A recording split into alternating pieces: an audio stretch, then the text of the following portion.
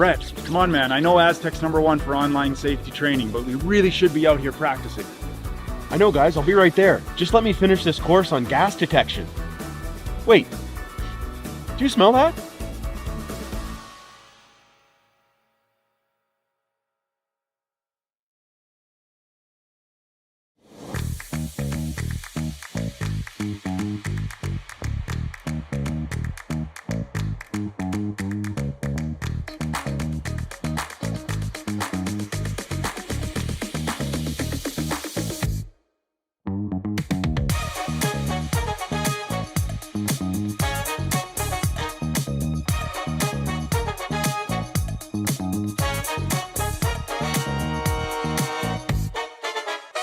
Driftwood Brewery, Esquimalt, crafting world-class beer since 2008.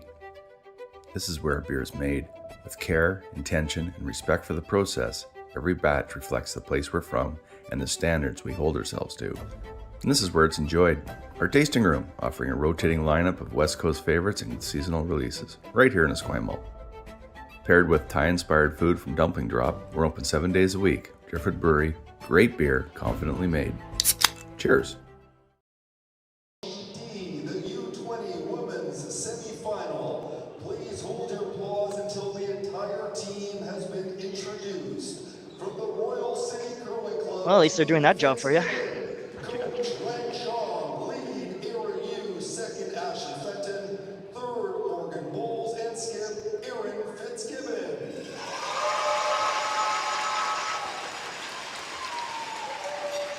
And from the salmon arm showing Kamloops Curling Club's Team Monteith.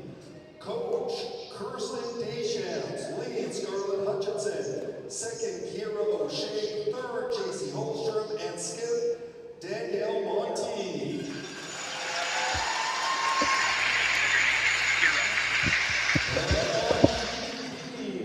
The BC Women's Semi-Final. First, from the Victoria Curling Club, Team McMillan. Coach Nicholas Adine, lead Lauren Lenentine, second Lindsay Dubé, third Brittany Tran, and skip Kayla McMillan.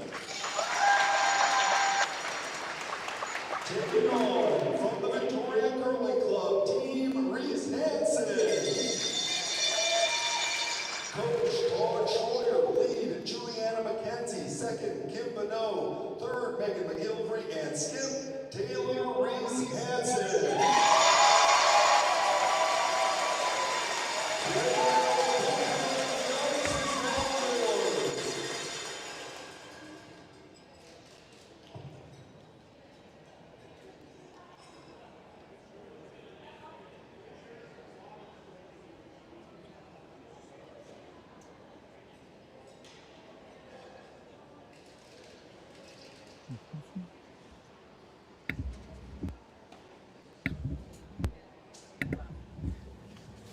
And welcome to the semifinals of the British Columbia U20 Women's Curling Championships from Esquimalt, BC. I'm Glenn Prince, and I'm happy to be joined by Reese Gamache today. Reese, how are you? Glenn, I'm awesome, man. I'm sitting here live with the fans. I'm experiencing it just like they are, shot for shot, live for live. Yeah, lots of cowbell to come, I'm sure. Our feature game is Team Fitzgibbon against Team Monteith. They met in the round robin in draw 3. Fitzgibbon won that game 9-3, so should be interesting to see how they bounce back in this semifinal game. Absolutely, Glenn. And Team Monteith coming off 2 wins off of yesterday there, so they're feeling pretty good coming into this. Team Fitzgibbon will have the hammer, so we'll see Team Monteith's lead. Scarlett Hutchinson, as soon as the clocks are figured out, it looks like maybe. It's always got to be that pause before the big surprise, right? Yeah, we were talking last night how timing is an underappreciated art and very difficult if you've never done it before. Give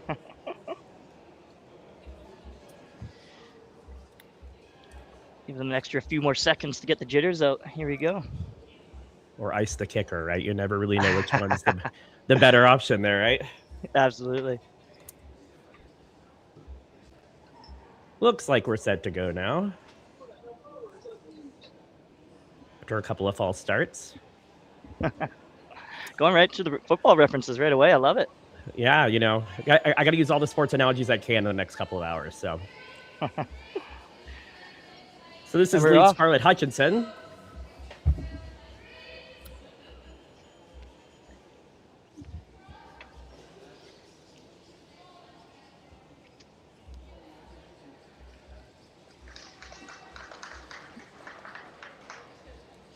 And right where the skipper called it, he gets touching that center line, so it can't be moved. I'm loving it. Monteith just saying, let's go, game on.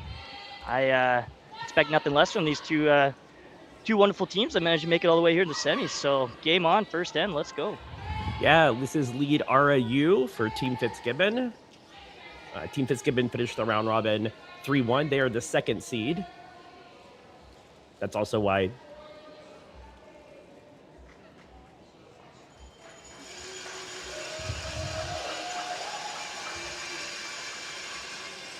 coming back a little heavy there, but all the way through, yeah. It's always the first end. It's always tough to judge. Even though you've had that practice, it's still sometimes those first few rocks can be difficult to kind of figure out the weight. Absolutely. Playing lead for about 10 years, I know how it feels to start off a game like that. But you know what? Like you said, we're just getting the feel for the ice now, so I manage things will correct themselves pretty quickly here. I think every person who's ever played lead at home can empathize with that first rock. This also might just be a smidge heavy. Yeah, just a little bit deeper behind the tee line than they would have liked there. A great start, though. That's a heck of a start here. It's always good to get two great shots out of the gate from your lead. Still some confidence in them and the rest of the team.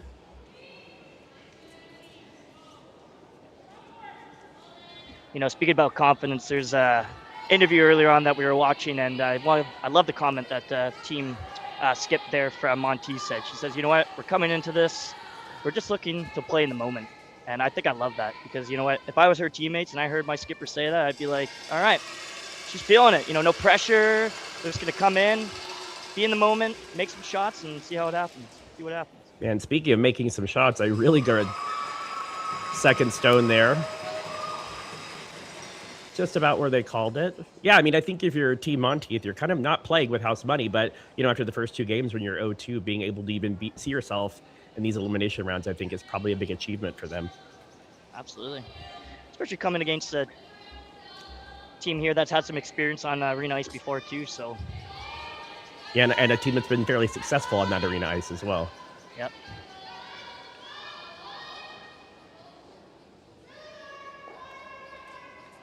I know the view is from Minnesota there, Glenn, but I'm loving it from here. I'm right in the action here. It's good to see. I definitely have some arena envy right now that you get to be there live and in person. I'm in my office.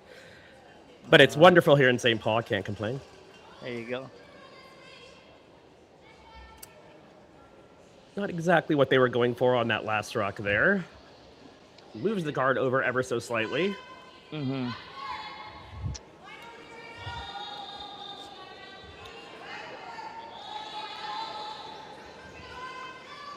Selected to go for a hit roll. Yeah. If you are new to curling or don't watch a lot of curling, you'll see a lot of hand signals from the sweeper who's not sweeping, right? So they'll usually be telling them, wait, and sometimes communicating another sweeper whether they need to sweep for curl, keep it straight, that kind of thing, just kind of communicating what the skip's communicating to that one sweeper. But a nice shot there. Absolutely, and that's what the fans are indicating right there when you hear those noises. A lively crowd, which is what you'd like. Oh yeah, we got a sold out crowd here for sure, especially in the arena here for all these games. On this one, right out of her hand. Really sweeping this rock. Great shot. Get the play. I know they lie too right now, but you know what? Get that rock off the button there. That's definitely a great shot. That'll make things easier for the third and fourth. Yeah, it's one of those things where the outcome doesn't look that good in the rings, but that ring in the back four was not helping them, and now they've got lots of options to kind of get at both of those stones. So Team Fitzgibbon's looking to lie three.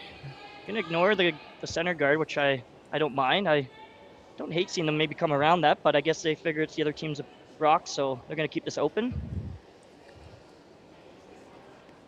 I think it's dealer's choice on that one, right? It's kind of like, what do you prefer? Oh, I know. Yeah. Lots of rotation on this rock. Yeah. Sweepers don't look panicked on it. Looks like a nice on and off clean here. Yeah. Just checking up on them a little bit, but it looks like it's going to be pretty good, right where the broom is. There you go. Yeah. So, line 3, never a good spot to start the game with, but Monteith has got some options, though. They got some where they can hit and cover, so. Yeah, nothing's undercover. They have a hit and roll option they could draw around that guard as well. So there are, even though they're sitting 3, they are in decent shape to at least score this end. Sweepers are on this one early here.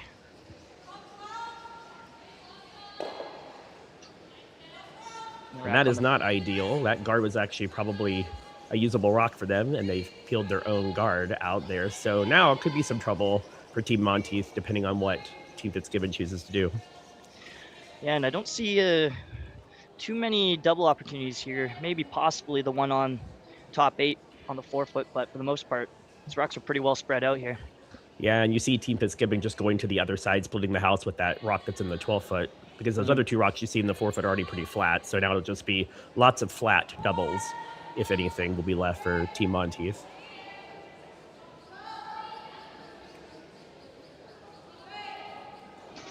So sweepers like this one too, just to seem to be off and on it right now, guiding it in. It's always a good sign. Going on it now, just to make sure. You don't want it to come up light. Oh. A little short. Definitely wasn't from a lack of trying. That was a great sweep by the front end there. Just a little hair short. I think they got caught a little bit there. They didn't seem very panicked out of her hand, right? Lots of sweeping late, but I think maybe that just came up a little bit lighter than they anticipated out of her hand. Yeah. You don't generally see too much in the warm-ups with teams going through the middle there, so it might still be a little bit frosty in the middle section there between the 4-foot lines. Yeah, those inside-out pass always find are tricky, especially in the early part of the game. So Team Monteith electing to hit the shot rock.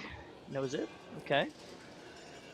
Yeah, eventually, if they don't roll away or make a nose hit here, right, there's a potential double available then for Team Fitzgibbon, or Team Monteith.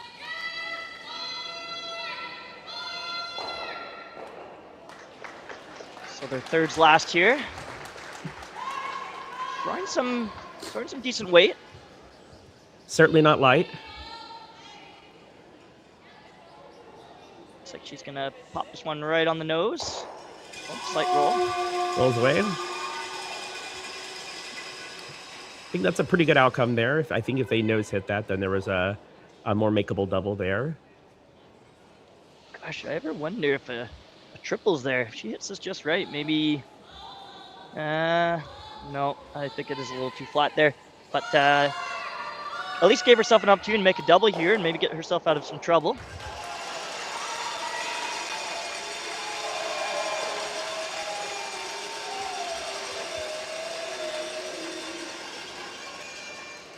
So facing 3 with her first. We'll see if living in the moment is going to pay dues right here. You also see that our rock colors have been flipped to reflect who's throwing which stone accurately. So thanks for Connor for doing that. They're on this one early, right out of her hand. And it seems to be curling. Really curling. Oh, just missed the clip there on the back one, but do remove one rock. Yeah, good weight as well. I think that one just moved a little more on them than they anticipated. Actually, I agree with you. I liked her weight choice. You know, didn't have to throw a bomb to make that double. You can definitely throw something controllable like she just did, and I did like that weight choice as well. So it's the beauty of arena ice. Unlike if you're a club curler, you don't have to throw a bomb to get the rock to leave the ring. Yeah, that's for sure. Especially how lively these arena rocks are too. So much oomph on them. They can really fly if you hit them.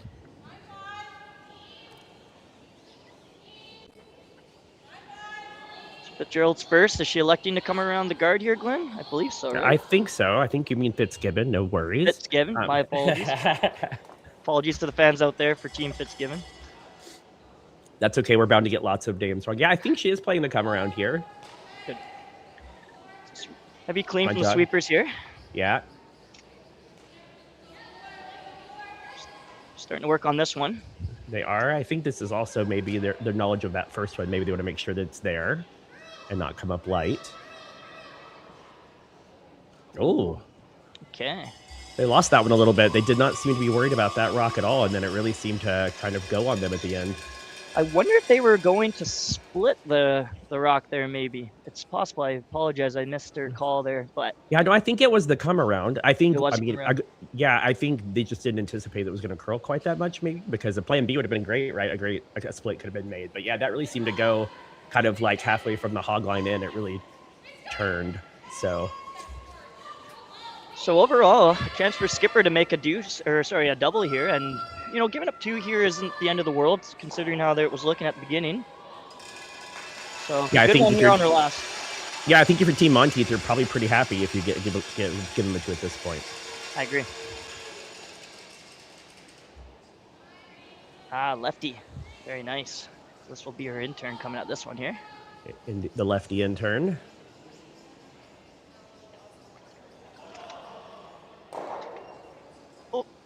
Yeah, be sure you get that out. Yeah, you want to sweep that one out for sure. There you go. Good comeback Excellent. shot. Yeah. Beautiful. So actually, sorry, go ahead, bud. No, go ahead. I was just gonna say, Glenn. Yeah, now she could possibly look at playing the split if she likes. I got a good view of it here, and it's about a half rock for chance for 3 here. Yeah, it doesn't. I mean, I don't. They may be playing the split. That looks like that could be ice for that. Although I think I'd probably played a little tighter than that. But yeah, I mean, I agree. That's a pretty makeable split. But also 2 in the first end is a really good outcome as well. So Absolutely. last rock here in the first end for Erin Fitzgibbon.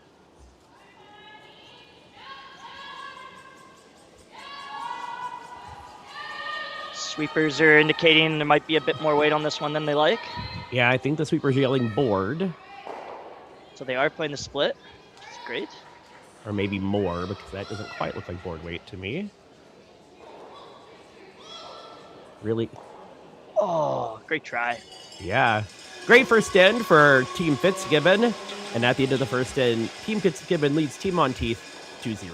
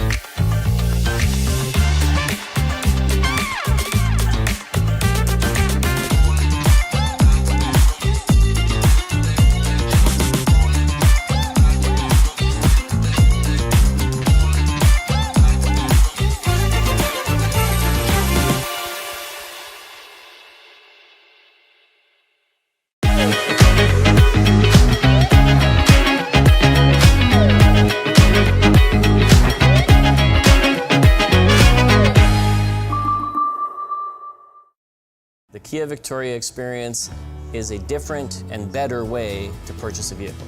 We believe that the more positive your car buying experience, the more you're going to love your Kia. When we say the right thing to do, we're talking about putting the customer's needs first. It's about being honest and transparent, both in sales and in the service department, and it's also about treating everyone equally. If you haven't considered Kia Victoria, I would say come see it for yourself. You're going to be impressed with the people that you meet and impressed with the product. Driftwood Brewery, Esquimalt, crafting world-class beer since 2008. This is where beer is made. With care, intention, and respect for the process, every batch reflects the place we're from and the standards we hold ourselves to. And this is where it's enjoyed. Our tasting room, offering a rotating lineup of West Coast favorites and seasonal releases, right here in Esquimalt. Paired with Thai-inspired food from Dumpling Drop, we're open 7 days a week. Driftwood Brewery, great beer, confidently made. Cheers!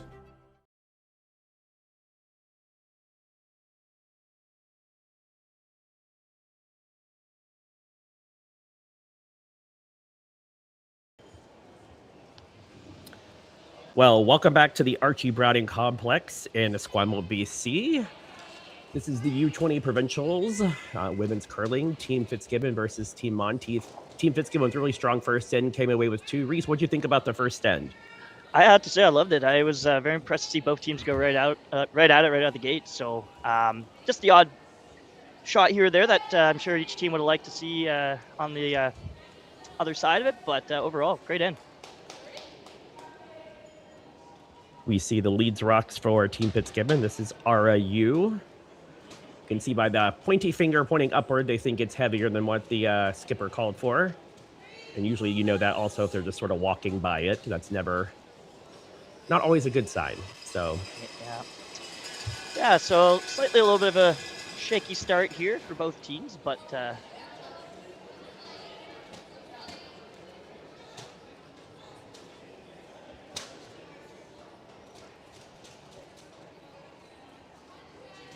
this is Team Monteith second.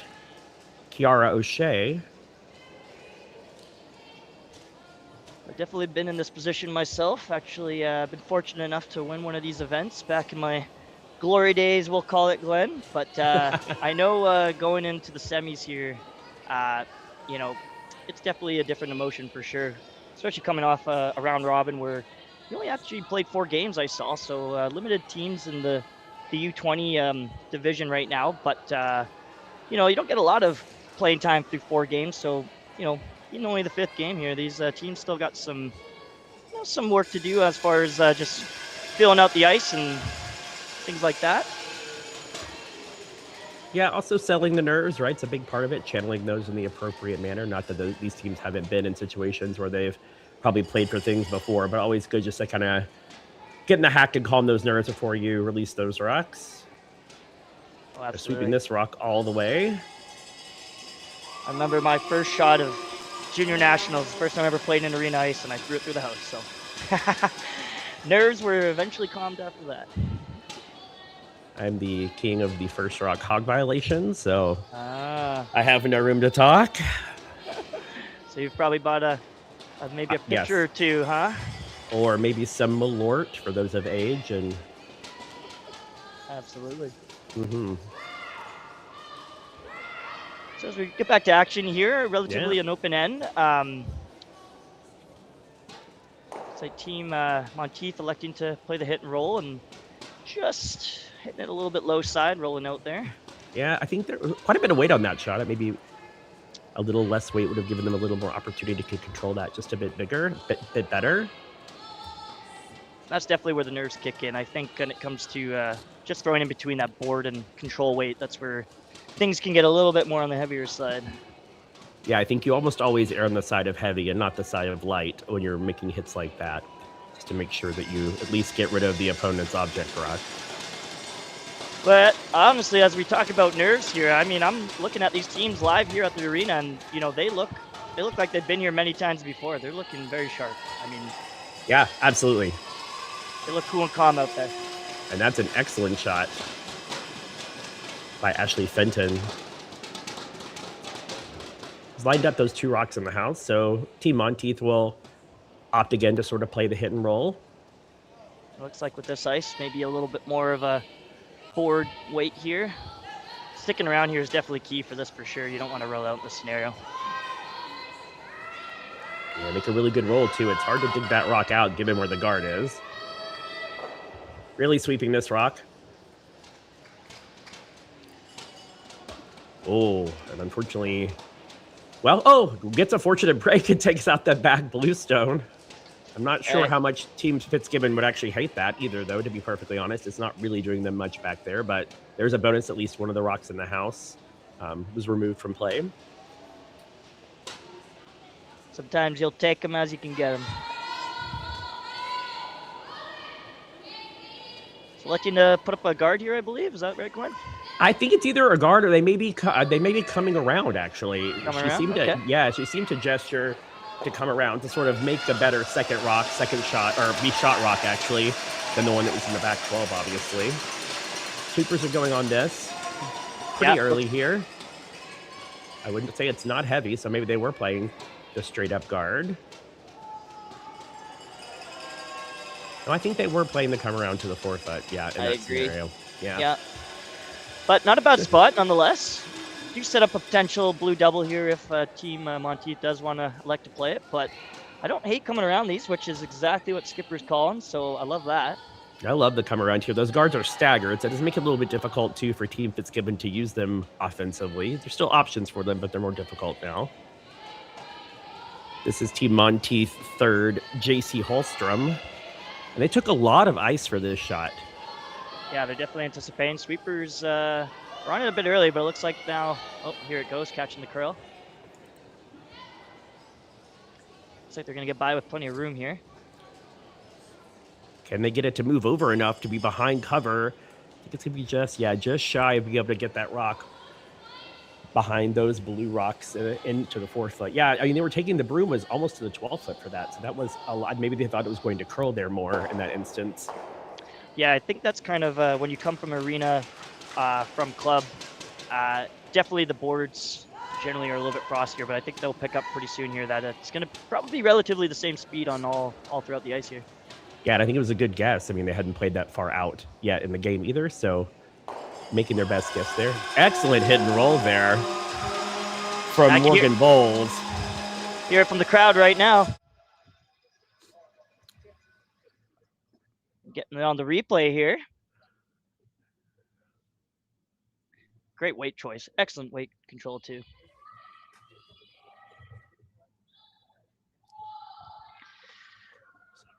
And right where they called it, right into the top of the 4 foot. Really difficult to remove that rock now. Yeah, so the script's going to be flipped now here. So I think Monteith is going to be looking to try and get out of this end with hopefully a blank if they can. Yeah, they're able to get that top rock, the top blue stone, so they're able to peel that out. Not out of danger here, though. Those blue rocks are still in pretty good position, so. Yeah, I'd say right now, slightly advantage here, Team Fitzgerald.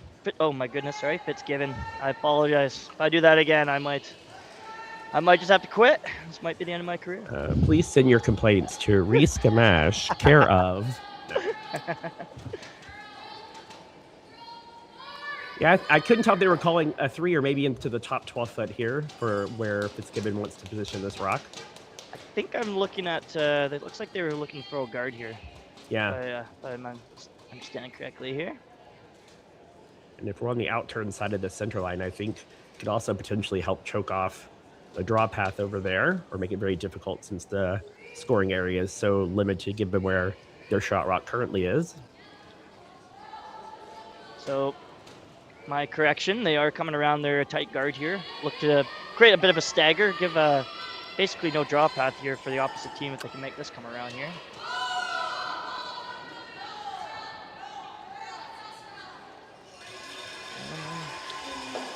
Coming a little short, but it's a good plan. Yeah, I don't mind where that ended up. I mean, it's definitely a good guard on the shot rock. I think they probably wanted it a little bit further over to cut off that draw path. Yeah, so decision time here for Monteith, and it looks like she is going to elect to go on the aggressive side and put one around here, maybe back 4. I think she's got to be, I think she could be at least touching button, touching weight, I should say, and she should probably be fine for shot here. Yeah, using that top 4 foot blue rock as a guard of sorts. Try to sink one behind in there. She's going for that always classic skip deuce here. And even if this is made perfectly right, this is probably the shot she's going to have to make on her last. And so kind of giving her 2 bites of the apple, I think, is always a good idea.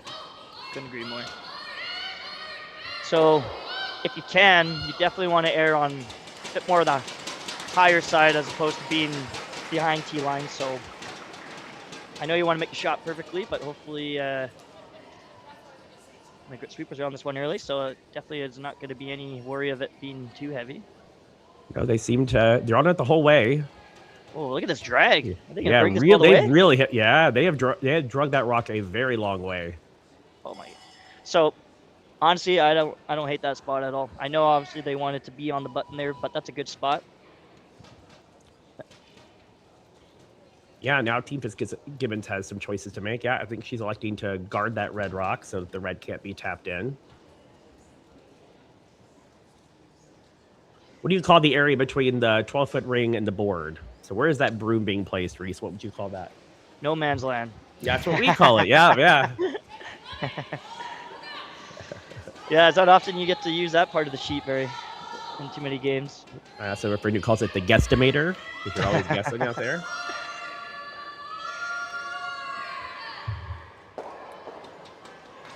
So this will be the final stone from skip Erin Fitzgibbon.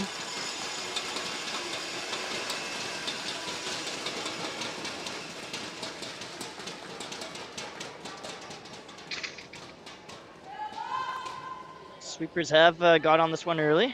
Yeah, It's they more are like on a that heavy one clean. quickly. Mm-hmm.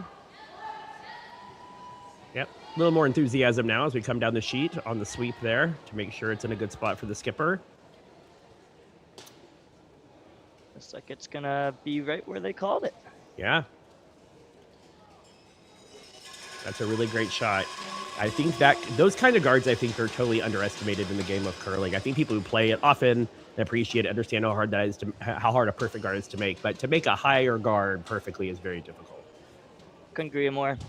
Especially putting the ice in the right spot, because you never just know where it's gonna land with the right speed. And she put both. She put the broom in the right spot and perfect speed. And I guess that's what happens when a perfect shot. Yeah. So this is the final stone for Danielle Monteith here in the second end. Trying against one. Right now they're facing a potential steal here. A pretty difficult path here to try to gain their single point in this end. Sweeper is just cleaning it right now. Very light clean. Weight looks good. Can the line be there? Yeah. Strug just needs to curl a bit more and stop.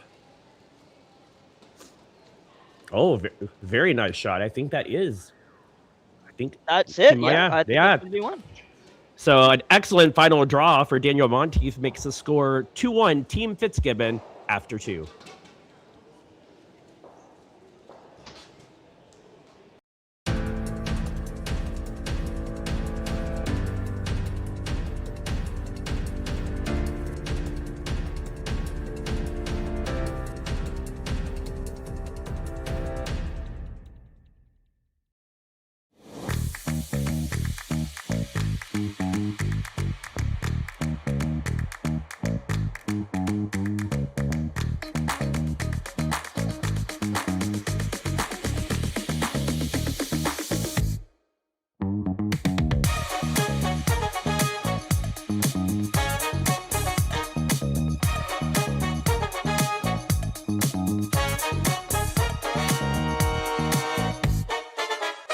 Welcome to therockshop.net, the official store for the Grand Slam of curling. Whether you're looking for the best hats, stylish clothing, fun toys, or unique accessories, The Rock Shop has it all. Shop online anytime at therockshop.net for exclusive Grand Slam of curling gear, or come see us in person at your next event. therockshop.net, where fans find their favorite curling gear. Aztec Safety is #1 for online safety training. Aztec Safety is the proud sponsor of the Aztec Safety Challenge, the #1 event on the World Curling Tour. And Aztec Safety has been a proud sponsor of Team Jacobs on our quest to represent Canada at the Olympic Games.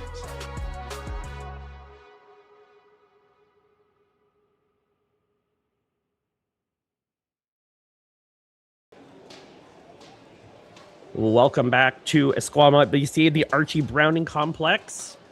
You have tuned in for the British Columbia U20 Provincials, the women's semifinal. An excellent shot there by Danielle Monteith in the second end to score her single point. Reese, what did you think about the second end? I thought it was great. A good recovery shot there from Team Monteith there, putting it right on, pretty much almost right on the pin there. Well, close to it, 5-4. But yeah, excellent end. Definitely got ourselves out of trouble there and regroup here in the third odd end here. Yeah, as we get started here, before we continue, we'd like to thank the partners who make the 25-26 BC Men's, Women's, and U20 Curling Championships possible. Curl BC is proud to be sponsored by presenting partner Best Western, Bel Air Direct, Driftwood Brewery, a local Esquimalt favorite, Digital Direct on their Victoria-based business, and AMJ Moving. We also acknowledge our platinum partners, Kia Victoria and Peninsula Co-op, along with our government and community partners, the Greater Victoria Sport Tourism Commission, the BC Government, Via Sport, and the Township of Esquimalt. Their support helps deliver high-performance curling right here in British Columbia. And as I'm looking right at it here as well too, we also have our 50-50 here for Curl BC. I believe you do not have to be here to win, so there should be a link, if not a barcode somewhere on the Curl BC website where you can enter to win. Heard some pretty good pots have been happening throughout the week. It's a good way to go to a curling event and win some money. Right. So we did unfortunately witness a small miss here. So team advantage for Monteith. They are set up pretty good here. Yeah, as we come back to the action here in the third end, I think the Fitzgibbon, I think she really pushed this rock out. I don't think that was the intended line, kind of just a little in-out motion on the end of this one. But it's curling up nicely. But yeah, I think you can see, based on where this rock is going to end up, maybe just a little in-out motion on that release. Yeah, and unfortunately on arena ice, sometimes it can be unforgiving, so kind of have to throw the right weight to get the curl, or it's going to kind of keep its wheels going. Yeah, because you kind of, that plus, just to be a little bit heavy right in the back 12 is going to mean it's going to curl even just a little bit less than you want, so. This is Team Monteith's second, Kiara O'Shea. So got the broom on here on the top 4, which would be a great spot. They can get it here. Sweepers are working off and on it right now. It's really been Team Monteith kind of chasing these first 2 ends, but this third end is really setting up really well for them offensively here. And that's looking to continue as they put it beautifully on the top 4 right there. Covered, yeah, great shot. Half buried. What a shot. If you want to follow live scores, you can find those at curlbc.ca or curlingzone.com. You're absolutely right. We do actually have one more game going on here as well. The women's semis is just right beside us. And right now, it is locked in at 2-0 for Team Taylor Reese Hansen as they're into the third end here. And who is Team Hansen? Who is Team Reese Hansen playing again? Sorry. They are, my apologies, they're playing against Team Brown out of Kamloops. Oh, no, my apologies, Team McMillan out of, I believe, Vancouver Curling Club. Nice peel made there by Team Fitzgibbon. So this does give Team Monteith the opportunity to actually make a better guard. That guard was pretty high up there, actually, so you can see where Danielle's broom went. They're trying to bring that guard not super close, but closer than the one they had previously. Yeah, we might see a lot of rinse and repeat here. Guard, peel, guard, peel. If anyone's in a banana costume there in Esquimalt, they'll be happy, perhaps, with the next few shots in this We game. had one. We did have Excellent. one. Excellent. Yeah. So sweepers look to be right off this one. This one might be coming in here. Yeah, I think it looks pretty heavy at this point. It really took a long time for that rock there to curl. So really, now I'm probably just trying to sweep it back. Yeah. Now, Reese, I did not just hear you say rinse and repeat. Hey, even the best can steal lines from other people, right? That's the highest form of flattery. Yeah. Yeah, imitation. Well, that's a bit of an error there for Team Monteith. Means that Team Fitzgibbon can try this double. Yeah, kind of door open here.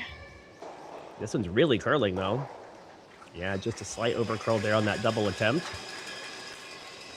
And the sweepers were sweeping that out of her hands. They must have known the line was tight on that one. Yeah.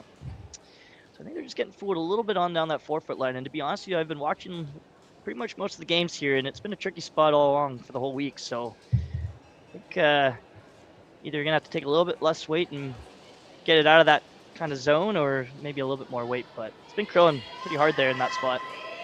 It was on a different sheet last night, but sometimes when it hit the center line especially too, it just really take off too. So anything playing toward that center line can also be kind of tricky. This one also looks heavy. Yeah.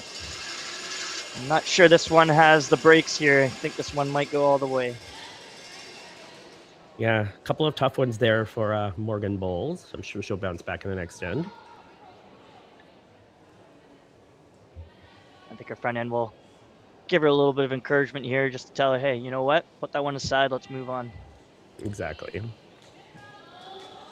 We've all been there. Absolutely. And they're still sitting pretty good here. I mean, Yeah. This is the Team Fitzgibbon third Morgan Bowl. I sure it was JC Hallstrom before. This is Morgan Bowles on Team Fitzgibbon. great shot. And Mission that's a beauty. Yeah, and beauty. hangs around. Yeah. Manages also to get that red off there, the freeze. So, yeah, this might open up an opportunity there for the Mablanc. If Team Monteith there just noses this one, there might be an opportunity for a double. Yeah, they're going to at least work their way to that ability, right, to maybe blank this end. I mean, Team Monteith was in full control early on, and now really Team Fitzgibbon has made some great shots to put themselves right back in this end. Mm-hmm. Sweeping it right out of her hand. Yeah, really trying to hold this one here. This one seems to be curling a bit as well. I might get a generous roll here. Okay. All right. So, kind of didn't get exactly the roll they wanted, but you know what? Still accomplished what they were looking to do, which is remove the blue stone, and we might get ourselves here from a blank. Or we might find ourselves in a blank here. Morgan Bowles again asked to make another double here. Hard on this one as well, too. Yeah, as well, hold keep the line. This one also may have overcurled. Yeah, just a bit. Now there's an opportunity for Team Monteith for the force. There you go. What do you think, Glenn? Do you think you'd ever throw a center guard here? I think that's very risky. I think I would probably come maybe right where her broom is, top 4. Yeah, fair enough. Yeah, because I think if you throw the guard, they're going to come around. They make it real good, and you either can't dig it out or freeze. You know, you could somehow give up a skipper's deuce if you weren't careful. So I think maybe here, kind of just come in and see if you can just force Team Fitzgibbon to 1. So electing to go with the intern here, or I guess lefty's out turn. Oh, yes, it is. I forget. Yeah, we do have a lefty, Danielle. Have you ever played a lot with any lefties, Reese? I did. I have curl with the lefty. It's confusing. I curled with a long time. Our skip was left-handed, and I was the third. And yes, it does take some getting used to the intern, outturn, intern, as I called them. This is Danielle Monteith's first here in the third. Getting an opportunity to get her draw weight here as she looks at a fairly open house. Sitting the 1 right now. Sweepers are pretty aggressively sweeping this early.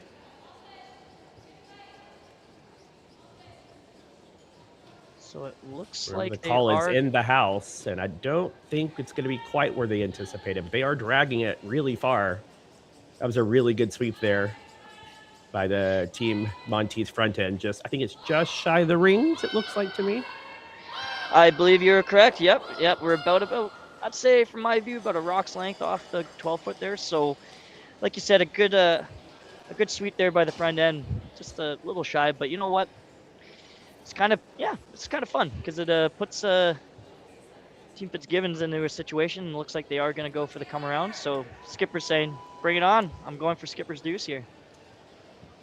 Nothing better than the skipper's deuce. And also, if this isn't made perfectly, Team Monteith can still work their way into a force in this sense. So this will be Erin Fitzgibbon's first here in the third. So she's got a lot of room to play with here. So only has to be pretty much full 12 to be shot.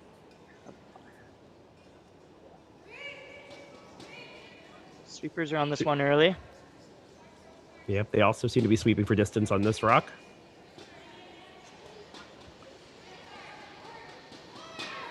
Yeah, this rock seems to be curling pretty early here. So maybe the guard that was just thrown may turn out to be exactly where Team Monteith needed it. And they'll try to help them to see if they can get that rock onto the rings. Looks like they're trading punches here, back and forth. So it looks like a window is open here, or door is been saying earlier. Wide open here for Team Monteith. Yeah, I know that path may be a little tricky. You know, both teams have come up light there now on both of the skippers' first rocks. So maybe just a little bit slower than they were anticipating initially when they put the broom down or made the weight call. So yeah, you often do see too as well, because when they were throwing their warm-ups, there was some other teams practicing beside them. So maybe it's possible the ice is maybe catching a little bit of frost due to the... Yeah, cool down a bit. Yeah, so... Well, the final stone from Team Monteith, Danielle, here in the third.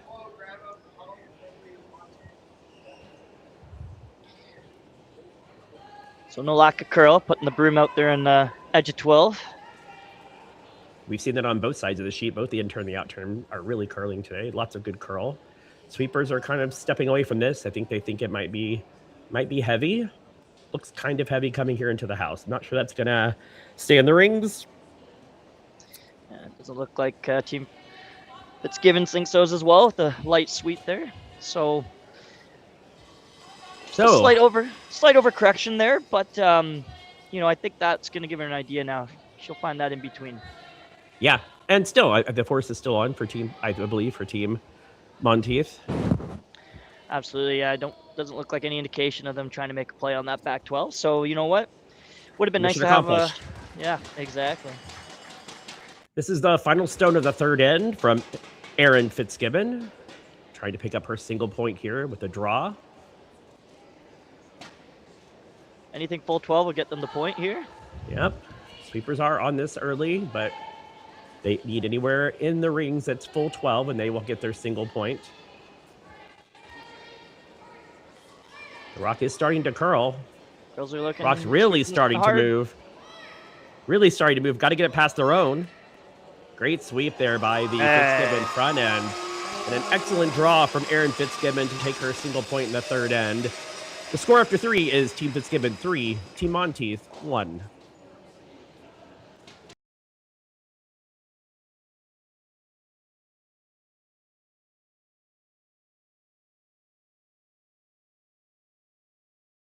Aztec Safety is #1 for online safety training.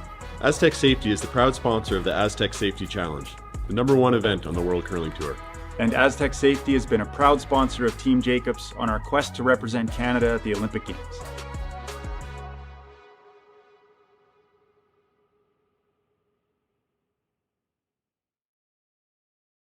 Driftwood Brewery, Esquimalt, crafting world-class beer since 2008. This is where beer is made. With care, intention, and respect for the process, every batch reflects the place we're from and the standards we hold ourselves to. And this is where it's enjoyed. Our tasting room, offering a rotating lineup of West Coast favorites and seasonal releases, right here in Esquimalt. Paired with Thai-inspired food from Dumpling Drop, we're open 7 days a week. Driftwood Brewery, great beer, confidently made. Cheers.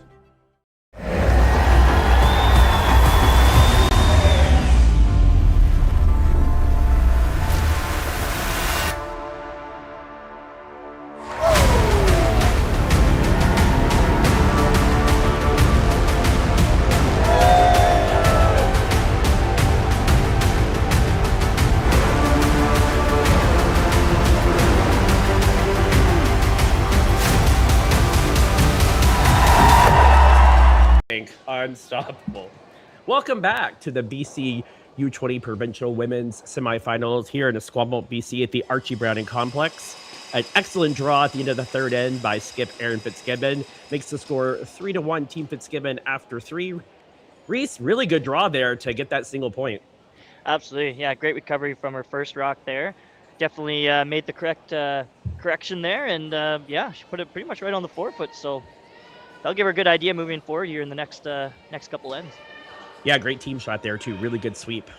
Absolutely. From the Team Fitzgibbon front end. Sometimes the sweepers don't get enough credit for all the work they put in to make that shot made, but a great team shot there by Team Fitzgibbon in end number 3. Here we were starting end number 4. Team Monteith leads Scarlett Hutchinson. Sliding into the rings. I think the goal was a corner guard there, so just a little deep. Mm-hmm. Well, that's the beauty about the 5-rock rule is even though if a hit is made here, they could elect to throw another guard and it's unpeelable. So kind of wish I started curling during the 5-rock rule. What the heck?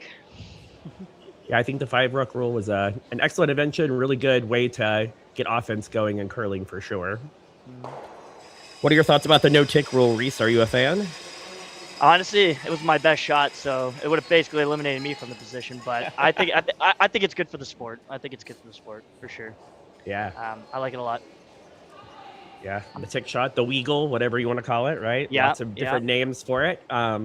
Yeah, people were just too good at it, I think, right? They made that shot so much that We had to create a rule that said, got to keep the offense going with some guards out there in front. So, I agree. so as Reese suggested, right, Team Monteith here going to try to throw up another corner guard. Sweeping it here a little bit late just for distance. You don't want it too high, otherwise they can just come kind of dig your rocks out that you are able to get sort of locked in behind that corner guard. Excellent second effort there. Yeah. Good placement. Good start.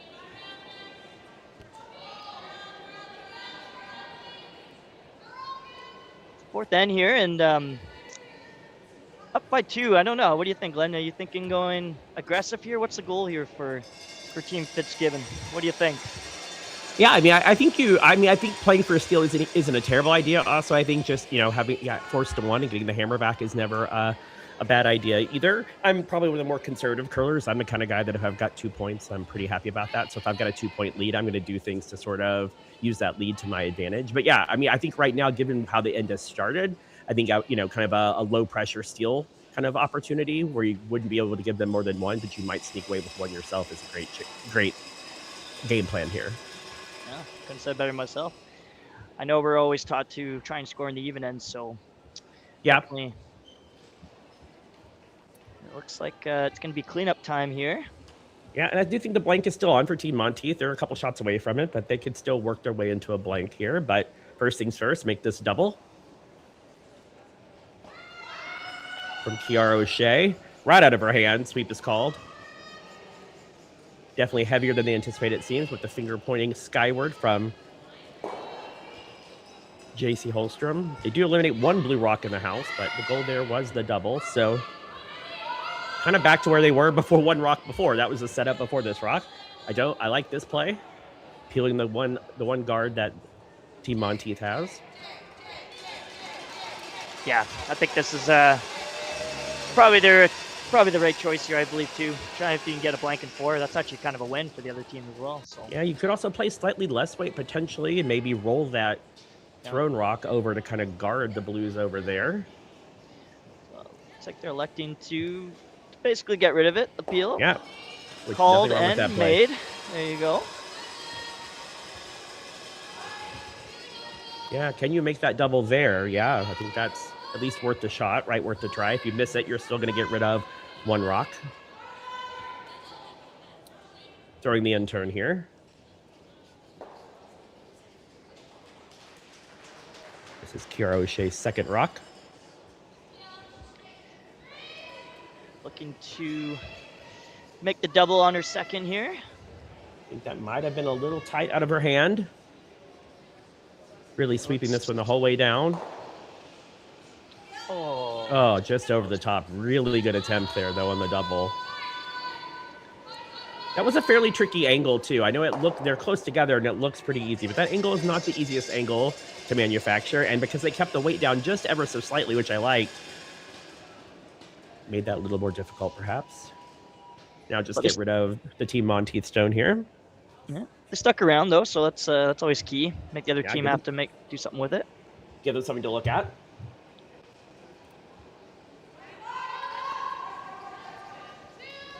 Out of her hand, really, really sweeping this one. Now off, now still sweeping. Looks like they're sweeping for line here. Really good shot, yeah, right on the nose. Beautiful. It looks to be mostly all hits for Bulls here in the early goings, but she's making pretty much. Yeah, all she's made a ton of great shots in this game. Really playing well. Absolutely. It's a really well played game overall so far, through almost 4 ends. I agree. Like I said, we were talking about nerves early, but you know what? I think they're pretty much in their zone right now, and both teams are just they're just trying to figure out. Maybe slightly would have put the broom on a few shots, but other than that, they're looking pretty darn comfortable out there. And interestingly, have they taken their? No, they haven't. Are they allowed to talk to their coaches? I guess so, eh? Because the clock is still running. Yeah. Okay. I apologize to the viewers at home. I don't really know. Those rules have been in flux as well about when you can talk to your coach and all that good stuff. Lots more talking available now to teams. Yes, I'll be honest as well, too, to our viewers. This is something slightly a little bit new, but for me as well. I really like that. I mean, I like having more voices involved. If the players want to go to their bench and chat, I really think that's totally fine because it's not without the consequence, right? You are losing time, right? It's not, the clock is not stopping, so it's not as if you're taking time away. I think it's good for the development as well too. I mean, you know, like I said, there was only five teams in this U20 Provincials, so you know, it's good to develop all the players that are involved as much as they can. So I like this. I think it's a good thing for the sport. Me too. This is JC Holstrom throwing third rocks. So it looks like the discussion was to get rid of these blues. Yeah. Okay. Pops it on the That's nose. one. Yeah. Yeah, I think here you probably want to try to hit that red rock and roll away if possible. Get some distance between your two rocks. So it makes the double more difficult.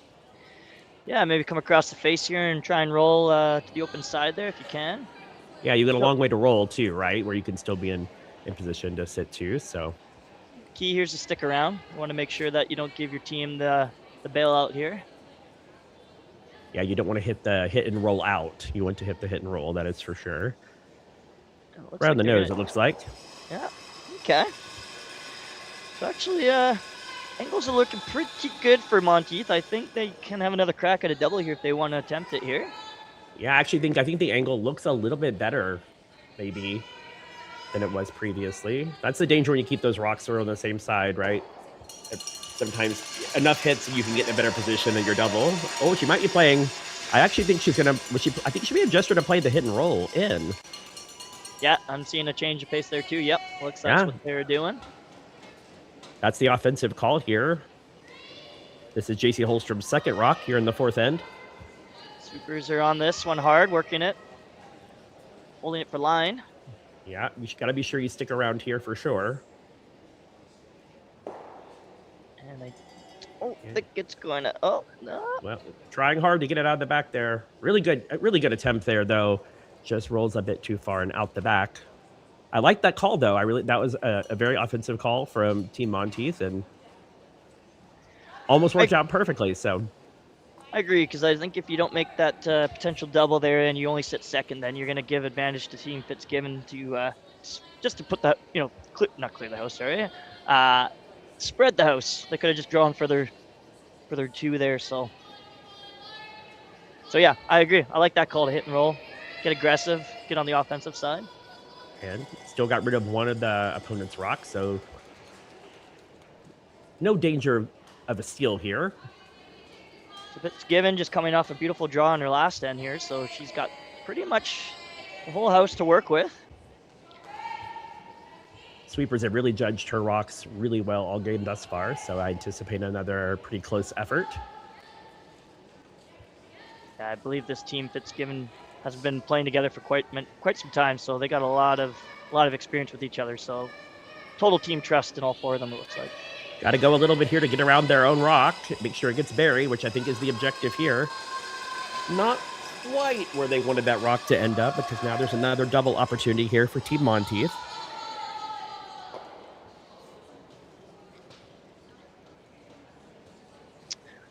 Boy, skippers are sure making the front end work this game so far, hey, Glenn? Yeah, I mean, we've seen quite a few rocks come up light this game. I mean, we're being very particular. I mean, that rock is, you know, if it's a couple of feet more, right, it's perfectly made. And so, yeah, just a little bit light on that one there from the skipper. But again, the sweepers, you see, were on that pretty early, swept it pretty hard most of the way down. So they had they judged that rock pretty well. And those are always tough. I mean, right, you're talking about a foot or two of distance, right, that makes the difference on that shot. So, you know, I think sometimes that part of the game is not talked about enough, how hard it is for sweepers to really be able to call that weight and then get it in the right spot. It is a skill for sure. Oh, 100%. And it looks like, yep, okay. So electing to go play for the come around. Okay. Yeah, I like this call as well. Your only chance at 2 here is to make this come around. Really I like the confidence that we've seen from the last 2 shot calls here. I was just going to say that. Just going to say that. Nailed it. Yep, I'm really liking the aggression that's coming from both these teams, so kudos to them.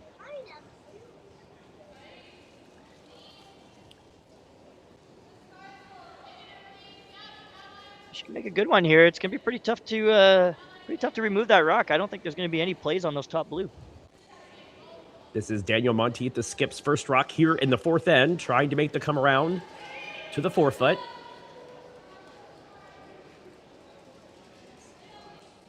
Off and on, which is always a good sign. Sweepers seem to like it. Line looks good from my view here. Speed looks pretty close to me. I think they might want to go a little. They look like they're going here hard a little bit at the end. Back off again. Always that off-on motion is always a good feeling usually. And that is a very good shot there by the skipper. Great shot by Danielle Monteith, and a great judge again by the front end of Team Monteith, Kiara O'Shea and Scarlett Hutchinson. Man, that shocked me. That didn't get the finish that I've been seeing all week. That's a little Yeah, disappointing. no, I actually thought that was beautiful. going to be further over. Yeah, I actually thought, and it was coming in nicely, and then it just sort of lost its enthusiasm a little bit. The curl a little bit there, I feel like at the end, it just didn't quite move over. I thought that might be another 3 to 6 inches, kind of more buried. Yeah, me too. She threw the perfect weight, perfectly judged. That's a great team shot. Good recovery. Yeah, and again, showing real confidence, trying to make a tough draw to try to get that skipper's deuce. I always love to see that whenever you're watching. Well, you definitely know it's a good shot because we have ourselves here another coaches meeting. So kudos to Monteith there for putting the pressure on Fitzgibbon right off the bat here. Right off the bat, my apologies, towards the latter end here of the fourth end.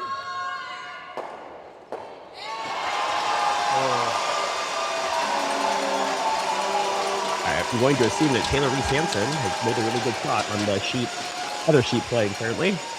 Exactly. As Fitzgibbons makes her way down here to the other end. Yep, you pretty much called it. She made a run back there to sit 2, I believe. You probably made it look real easy. Both these games are making all these shots look pretty darn easy. They are. I mean, very impressive draw on that first for Danielle. Didn't see what the call was here. Freeze, I believe. Are they playing the freeze down to it? Yeah, that's what I would play.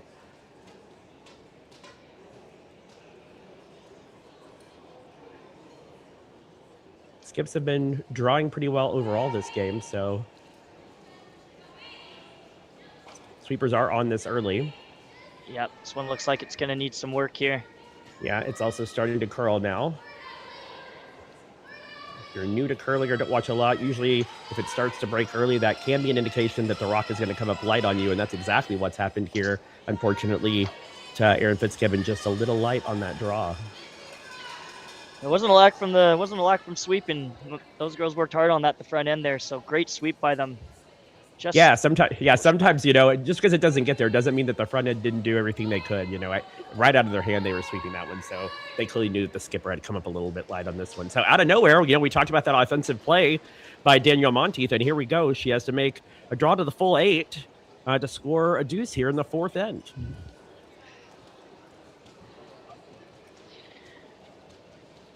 Final rock here for Danielle Monteith here in the fourth end, trying to score 2.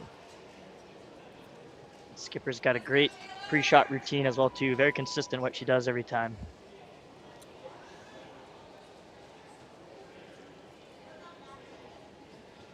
They've taken a little bit of a wider path out here, so they're on this early. That may be that they think that the rock is light. The further you get out there, sometimes the rock will check up on you because it's a little frostier out here. And this looks quite light actually here from Danielle. And unfortunately, I don't think they're going to be able to drag that far enough. No, unfortunately, it comes up a little bit light on that. But Team Monteith does pick up their single point in the fourth end. And after 4 ends, it's Team Fitzgibbon 3, Team Monteith 1.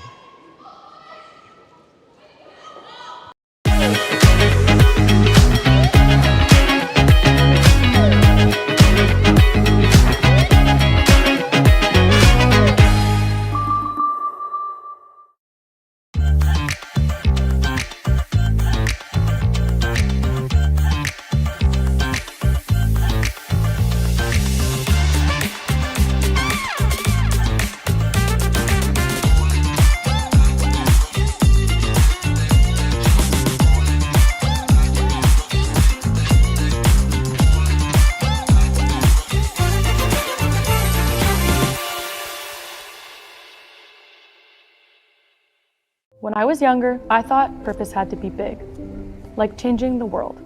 But then there's the little things, like fueling someone's car before an early shift, or helping someone find the perfect bottle to toast a special occasion, making sure the shelves are full so a family can cook dinner, so those kids can have their favorite treats, like giving back, like making everyone's day just a bit better.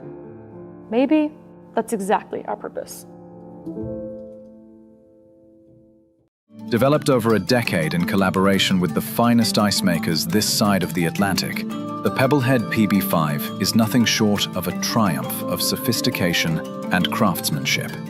Weighing less than half its lumbering copper predecessors, yet boasting tenfold their durability, the PB5 delivers perfect, consistent ice, time after time. The PB5 by Pebbleheads.com, the apex of ice-making ingenuity for the roaring game of curling.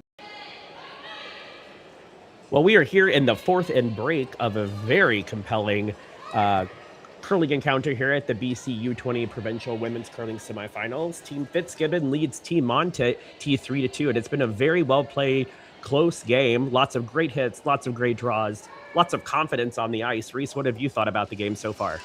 I agree. I think the aggression from both teams is giving the fans something to cheer about. It's been a game of inches here, as you can tell from the close score, 3-2.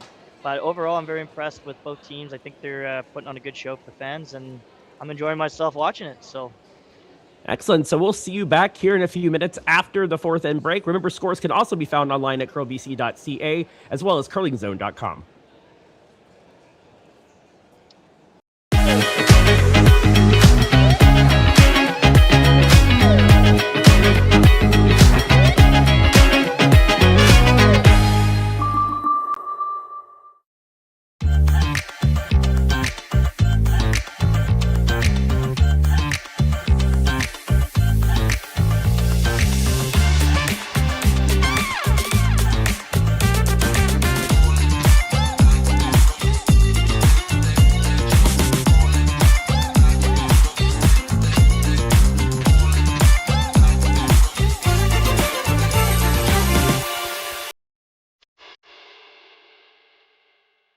Hey Ben, what's the Aztec Safety online e-learning website again? Yeah, that would be aztecsafety.com. Fire extinguisher and firefighting, we'll send that one to Paul. Ah, now here's a course I should probably take. Conflict resolution. Power line safety. Yeah, I thought it might help me with my line calls. Did you know this Aztec website has over 100 safety courses? Jeez. Aztec Safety online course. Ground disturbance. Could have used that a few seconds ago.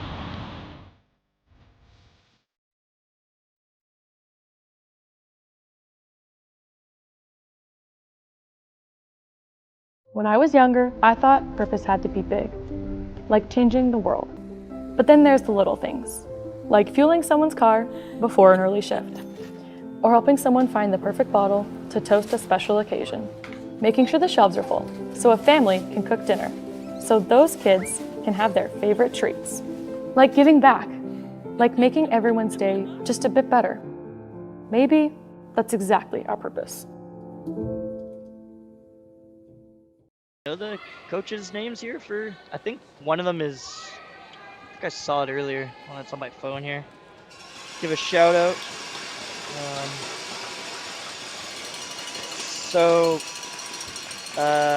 Team Monteith has two coaches here, Glenn. Okay. Calder Fadden. Calder? Yeah, Calder Fadden. And then Kirsten Deschamps. That's a cool last name. Is it like Deschamps? Is that spelled? Oh, maybe. Yeah, it's Dechamps. Yeah. So yeah. I'm butchered that one. No surprise. That's all right. And then for Team Fitzgibbon, it looks like it's Len Chong, Chong. Yep. So there you go. Perfect. Yeah, we'll give them a shout out. Perfect.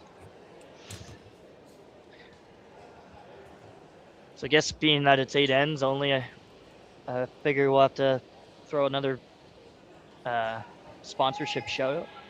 Yeah, so we can a little more sponsorship shout as we sit here in the fourth end. We'd like to thank the partners again who make the 25-26 BC Men's, Women's, and U20 Curling Championships possible. Curl BC is once again proud to be sponsored by the presenting partner Best Western, Bel Air Direct, Driftwood Brewery, Digital Direct, and AMJ Moving. We also like to acknowledge our platinum partners, Kia Victoria and Peninsula Co-op, along with our government and community partners, the Greater Victoria Sport Tourism Commission, the BC government, via sport, and the township of Esquimalt. Their support helps deliver high-performance curling right here in British Columbia. And we are excited to be here at the Archie Browning Complex in Esquimalt, British Columbia. The second half of the game will be up here in just a few moments between Team Fitzgibbon and Team Monteith.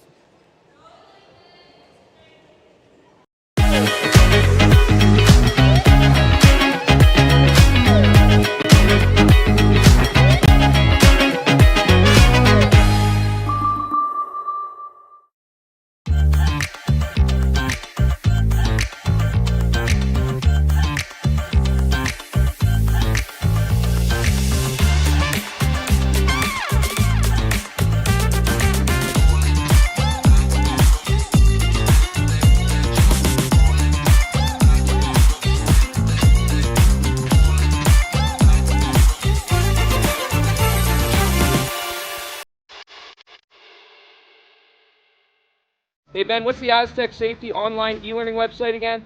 Yeah, that would be aztecsafety.com. Fire extinguisher and firefighting, we'll send that one to Paul. Now here's a course I should probably take. Conflict resolution. Power line safety. Yeah, I thought it might help me with my line calls. Did you know this Aztec website has over 100 safety courses? Jeez. Aztec Safety online course. Ground disturbance. Could have used that a few seconds ago.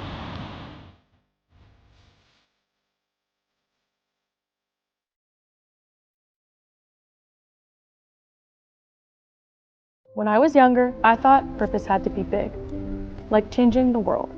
But then there's the little things, like fueling someone's car before an early shift, or helping someone find the perfect bottle to toast a special occasion, making sure the shelves are full so a family can cook dinner, so those kids can have their favorite treats, like giving back, like making everyone's day just a bit better.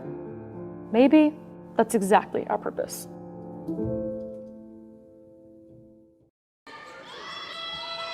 Well, welcome back to Esquimalt, BC and the Archie Browning Complex. We're here for the second half of the BC U20 Provincial Women's Curling Championships. This is the semifinal between Team Fitzgibbon and Team Monteith. I'm alongside Reese Gamesh. Reese, what do you think about the game so far? And what do you think, if anything, either team might need to do in the second half to make sure they get a victory?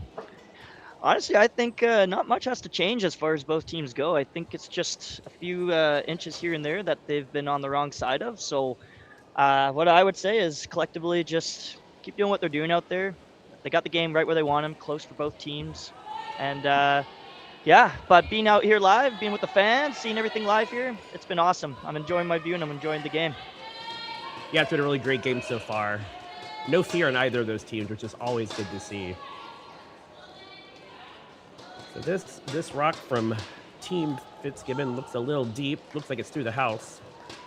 Yeah, have been a few struggles on the front end in terms of some weight control in this game. It's the, I guess in this case, the fourth end mop. Yeah, the fourth end mop. That thing will get you every time. For those that are viewing and may not be familiar with that, usually when they do a sweep or a clean or a mop, as we like to call it, ice gets a little faster. Still don't know why. Yeah, and teams, it's like everyone knows it's a thing, and then still sometimes it's just hard to remember. And by the way, that happens at all levels, all experience levels. You know, you'll see people who might win the gold medal who've also made that very similar error because it's easy to do. So, but an excellent guard here made by Team Monteith's second, Ashley Fenton. Really good spot. Team Fitzgibbon does have the hammer in this fifth end. They're playing with the Blue Rocks. So I expect to see pretty much most of the play going to the middle on this one. I know Team Fitzgibbon is going to want to probably want to blank this one, and if Team Monteith has anything to say about it, I think they're going to try and force. But a steal here would be pretty good if they could get themselves a steal here in 5. Yeah, that no risk steal setup sometimes that happens in games where you're not going to give them 2, but you can try to see if you can get a steal of 1. Lack of guards might make that a little more difficult here in this fifth end. This rock is also going just ever so slightly heavy here for Team Fitzgibbon. Not a bad spot here in the back 4, but it will give Team Monteith the ability to come freeze down or even come top 4. Yeah, team advantage right here, Monteith. Let's see if they can capitalize on this rock here. Yeah, Team Monteith had a pretty good opportunity, and number 3 that's set up really was helped out by Team Fitzgibbon third, really coming through there and at that end to sort of clean some things up. So really great opportunity here to put this rock in a really good place. Really put the pressure on Team Fitzgibbon. Sweepers are on and off of this rock, which is usually a good sign. Bringing it in for the curl here. Got to finish a bit. Might need to curl just a little bit. Great Wade, just not finishing like it has been all week. It's too bad. That was a great shot. Yeah, and the brushers are kind of in a tough spot there, right? Because they know the weight is there. So even if they just try to sweep for curls, sometimes that can give you some distance as well, though. So that's a tough call from both the skipper and the sweepers on that one as well. Yeah, that one just bounces off ever so slightly. So now Team Fitzgibbon can make a play at it. We still have something to play with the guard if they make the double here. It looks like they're electing to do. And this is Team Fitzgibbon second, Ashley Fenton.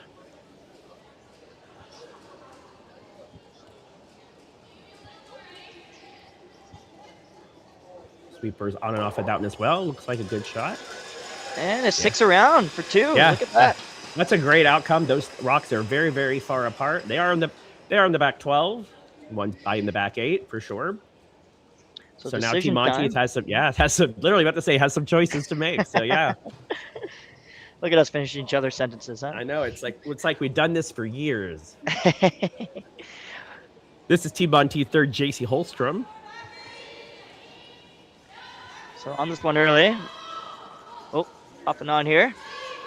Yeah, a little bit. Get this one to curl. Yeah, now trying to get it to move for them and not roll out. So just a little bit on the high side there, and they are going to roll out. So things setting up pretty well here for Team Fitzgibbon to get a deuce if they can kind of keep those blue rocks spread apart. You can see where Erin's broom has gone down, right, to try to keep those blue rocks far apart so that there are no doubles available. That'll mean that Team Monteith will probably have to play some hit and rolls to try to group those 2 stones together. So depending on how you, where you see yourself in the 6th end here, they look like they want to be up by potentially 3 here. Electing to ignore the guard. I like this play. Yeah, I think so. With an 8-end game, I think if you can get 2 here, be up 3, that's a pretty good spot to be in going into 6. Really trying to get this one to curl, it looks like now. Now they're both on it for distance. Joe on the guard. Just on the guard. That's unfortunate. Yeah, I wonder maybe if they could take a little bit less ice, because really anything over there in the rings, right, is a pretty good outcome there. So maybe you could kind of cheat, err on the side of a little less ice there, right? Because you have a whole lot of space to work with on that in-turn side or out-turn side. I agree. And now just a pretty simple hit here for Team Monteith third, JC Holstrom. Sweeping it all the way down the sheet. Looks like they're going to have 3/4 of it. Oh. Or we buy it. Oh, yeah. Did we? Sorry, somebody just walked in front of me. I missed it there. No, I think either the weight was lighter than they anticipated because it wasn't a super heavy shot, or maybe just really narrow because that missed by about probably a rock and a half. So a bit of a tough one there for JC. Selecting to use the guards now. That yeah. was placed there from a previous shot. Yeah, all 3 of them, the 2 sweepers and the thrower, concurred that the weight is all there. Yeah, the communication for both these teams has been awesome on the front end. Yeah, really, really, really good. Yeah. Good feedback for both. This looks like it's going to settle in a pretty good spot here. Get the finish they want. That's really well played. Pretty well buried behind that guard. The 2 rocks are pretty far apart. So I think it's time to flick the switch here for Team Monteith. I know it's you don't want to go all in on the 5th end here, but I think you might have to. Yeah, because I mean, as it's setting up, there's a danger they could even give up a 3 here in this end. So. Yeah. What do you like here, Reese? What would you play? I'm possibly looking at the freeze on that blue that was just thrown. I mean, you could hit the open one, but that's just basically saying, we're going to give up the deuce here. So Yeah. I don't With hate this hitting and ice, rolling either. yeah, this ice, I think they're trying to kind of, I mean, it is that guard. There is a lot of space between the guard and that rock in the back 8 foot. So I think they're just going to try to kind of dig it out and try to roll toward the center line.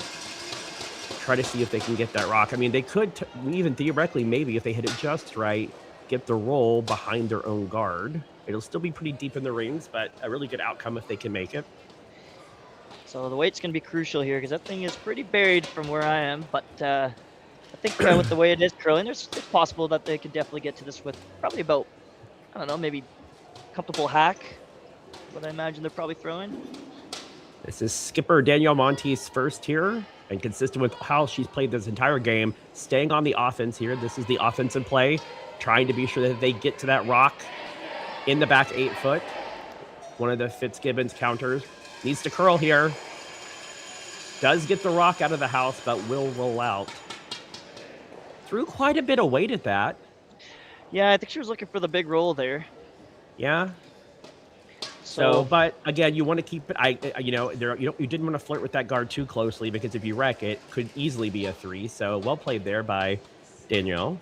Yep, she erred on the cautious side, which is not wrong at all. Making sure, yeah, like you said, you at least get one as opposed to racking here. This will be skipper Fitzgibbon's first rock of the 5th end. Has been some pretty clutch draws already in this game, so we'll see how this rock comes down the ice.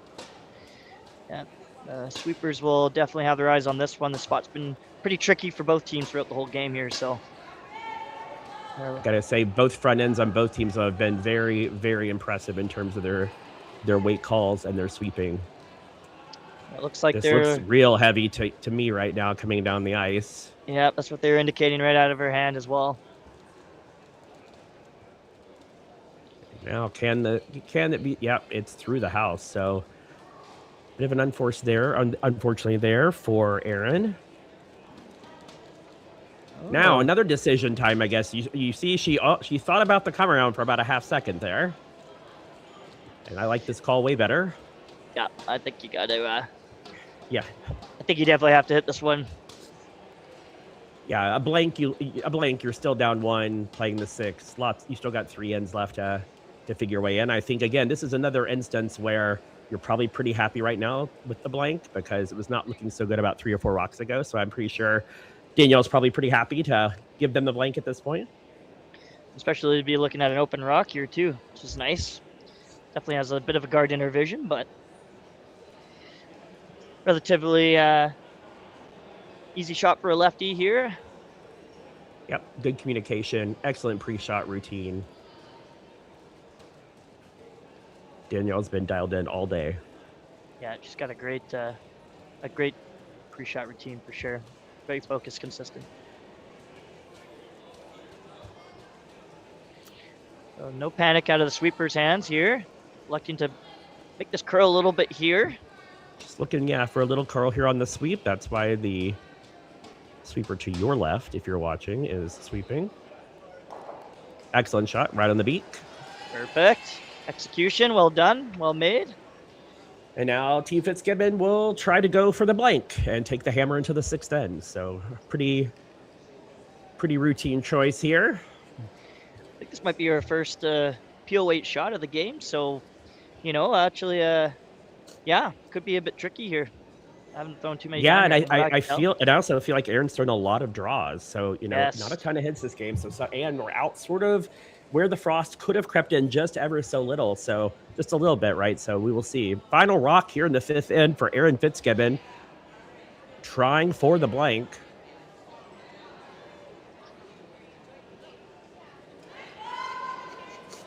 Sweepers don't mind it early. No. Staying close. A little bit for curl here. Looks pretty good. And great shot. Beautiful. Yeah, so we'll put a blank on the board at the end of the 5th end. Team Fitzgibbon will carry the hammer into the 6th end. They lead 3-2. Hey, Mark, you ready for this game tonight? Yeah, I'm excited, man. Cupsy, what are you doing over there? Don't worry, boys. Was just on AztecSafety.com, took a fire extinguisher safety course. Paul, I'm putting out the fires from now on. Woo!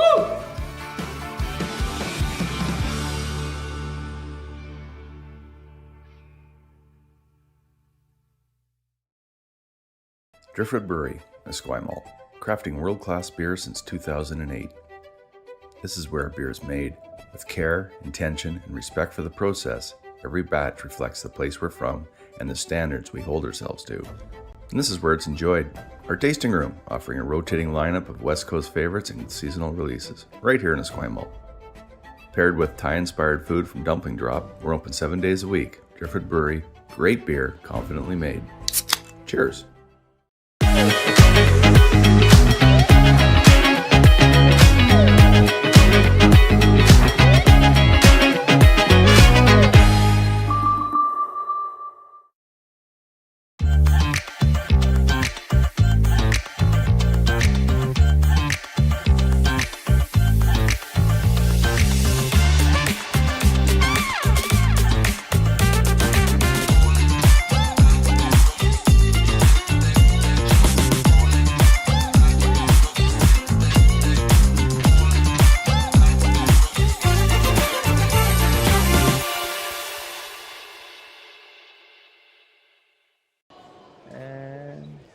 Well, welcome back, everyone, to the sixth end here.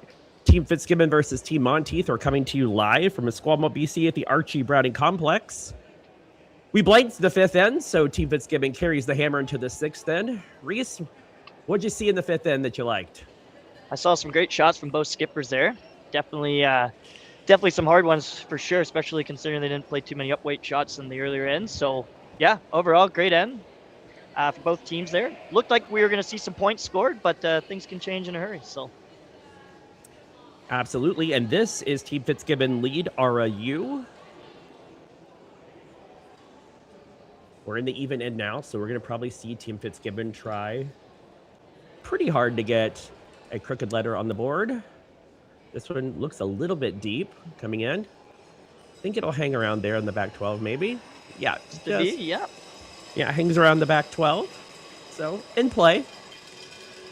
For those watching at home, trying to keep scoring both games here, we do have a current 5-1 lead for Team Reese Hansen as they just come back from the fifth end break. So, Reese Hansen up 5-1 against Team McMillan as they play 6. You can also always find those scores online at curlbc.ca as well as curlingzone.com.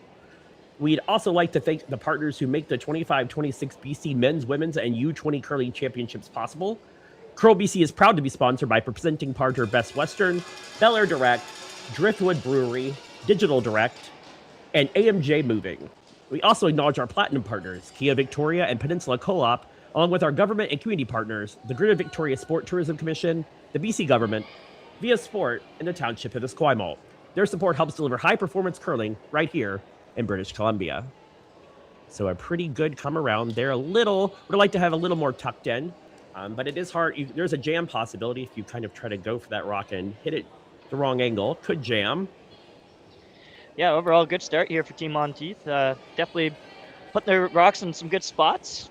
Top 4, tight guard. Couldn't ask for a better start here in end number 6. Yeah, I think Team Monteith was, they really, the first couple of ends, they were kind of chasing, but ever since then, it's just been back and forth between both of these teams. Lead second rock here, RU. Got this on the curl here, trying to get it to move. Really good sweeping technique. Does catch a corner of it, but unfortunately won't remove that rock from play. I think it's going to be another one. Yep, right there, top 4. Come around.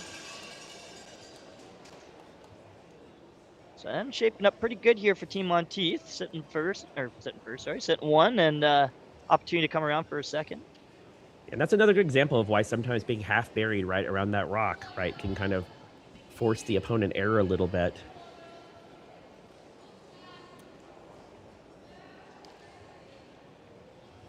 So it looks like it's got some curling to do. Yeah, sweepers are off. It's not curling much, and they are following it behind the rock, which is usually a signal that they think it's got some speed to it. Here comes Erin to sort of help it along. And once we see where it lies, it looks to be third shot to me. I believe you are correct. Yeah, looks to be that. So not ideally where they want it to be, but you know what? It's still a rock in play. Something jammable to work with later in the end here. I think they may have also, they're going pretty wide on that intern side. I wonder if they're getting caught and thinking they need to give it a little more than maybe they actually need to. I agree. Yeah. This is Kiara O'Shea. Trying to make it curl here at the end. Looks like they're going to sit for third.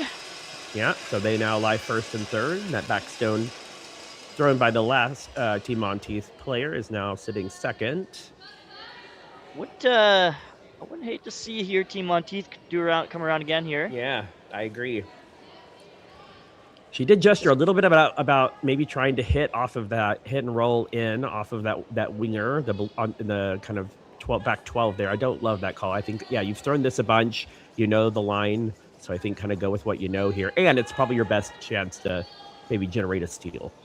Absolutely. And it looks like she's tightened up the broom on this one, so correcting the ice here, should see something come a little closer. Yeah, and the way it looks a little bit better already. The fact that they're cleaning it and sweeping it, right? Absolutely. Yep, this one looks good from my angle right now. Looks like it's finishing pretty good. Yep, weight's starting to come off a bit, really starting to curl now, so they may have to go a bit here to get it to the desired length. Yeah, I think that's going to come up light. Yeah. Yeah, tricky. You have that first one that kind of goes a little long. You sort of correct and hope that you can find the right weight. But, the sweepers weren't really on that heavily until about the hog line, so I think maybe they got caught a little bit too there on the weight of that rock. But you know what? Those are actually still good shots, though, because anything up and above is way better than anything behind. So, you know what? Although that may not be what they wanted on the call, actually still puts themselves in a pretty good spot, because that red combo might hit that back blue. We'll see. Yeah, that's what I was thinking. There is some danger to this shot. Yeah, anything in front of the house is always a usable rock, so that's the right way to miss, right? The pro side misses to be light there. Looks like the sweeper's working hard on this one. Yeah, right out of the hand on this one for Ashley Fenton. I think they avoided the jam, so great shot. Yeah, really well done. I think that's one of those shots that looks really easy, but a lot, like you were saying, can go wrong there. So really well called there by the skipper to make sure they stayed on the right angle to avoid that jam in the back. So overall, this end is shaping up to be pretty good. I don't foresee any blanks this time. So I think here, what's the play? Yep, they're going to hit and roll. So yeah, looking to sit one here, I believe. Yep, they want to hit the inside of that blue and just roll to the red and blue that you do see. Pretty close. Off and on is usually a good sign. Yeah, weight looks pretty good. Yeah, great shot. Great attempt there. Hey, there you go. They do sit for shot rock, so really good shot. So advantage here, I would say definitely Team Monteith. They have that center line guard still there to play with, and lots of rocks behind. So although they may only be sitting one here, it's actually looking pretty good for them to potentially get a steal here and tie this game up going into 7.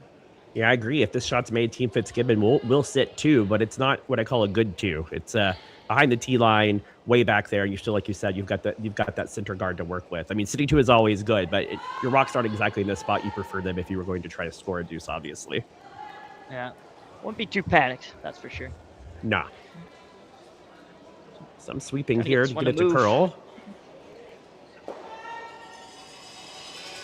Avoid the jam on the back there as well too.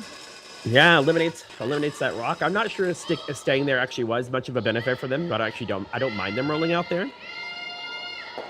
Yeah, me too, actually. Yeah, you know what? I agree. I think whether they sit there, I'm pretty sure you would have probably saw Team Monteith come around here. Exactly. I don't think it's going to change their strategy. Oh, they're lucky to except hit. For that, okay. Yeah, except as soon as Reese and I say something, we are absolutely wrong, as Team Monteith has gone to the hit on the back blue here. This is JC Holstrom. Hard clean here. Yeah. Now more aggressively sweeping in as we come in close to the house. Gets by the guard. Great shot. Electing to slide the 2 there. There you go. So yeah, change of pace. Things changed here. Now line 2. And that could also be the case that maybe they knew that line better. JC was feeling better about the hit. There are a lot of reasons, right, that might have gone into making that choice. Definitely not the wrong choice, right? You need to make the choice about the shot you think you can execute, and that might have been one of the things that came into play. It also could have just been that they just wanted to play the hit. So yeah, shot was really well made there. About as good as they could do, I think. So now if I'm team Fitzgibbon here, I probably would ignore those back red ones right now. I mean, you're up 1. Getting a 1 here, getting forced to 1 here is not the end of the world. Being up 2, going into 7, so I don't mind this. I like going aggressive here. Yeah, I think I would also. And now they're going to use their second half coach interaction. So if you were here earlier, we sort of were like, we don't know what's going on with these, but thanks to some intrepid fact-finding mission that Connor went on, we can tell you that in the U20, the coach interaction rule is that they get 1 coach interaction per half per team. The clock does not stop during those coach interactions, and there are actually no formal timeouts in U20. So that is why you have seen now on 3 occasions the coach interactions have occurred. So now that this coach interaction has occurred, they have used their coach interaction for the half. I like what the conversation had, because now they're changing their tune here, coming around the guard, which I think was definitely the play here. You shouldn't be worried about those 2 red ones in the back. Yeah, of course they're sitting 2, but you got lots of room to make some plays here. So yeah, and there's no real risk to this shot either, I don't think. So yeah, I like this call. This is your best chance to generate your best chance at the best offense you can generate this end. This is Team Fitzgibbon 3rd, Morgan Bowles. Is this her last year, Glenn? I believe so. Yeah, this team's been together a long time, so there may be several of them who are maybe getting toward the upper end of the age. Really going here for distance and curl. Really good sweeping here. Great shot. Good spot, yeah.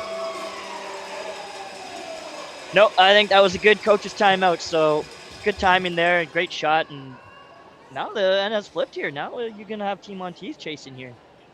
Yeah, and this is another example of where, yeah, it's not fully buried, but, right, it being half buried makes that, it's visually from the hack, never a pretty shot in my opinion. You can only see half the rock. And if you wreck on the guard, right, then this is, a 2 is looking pretty juicy there for Team Fitzgibbon.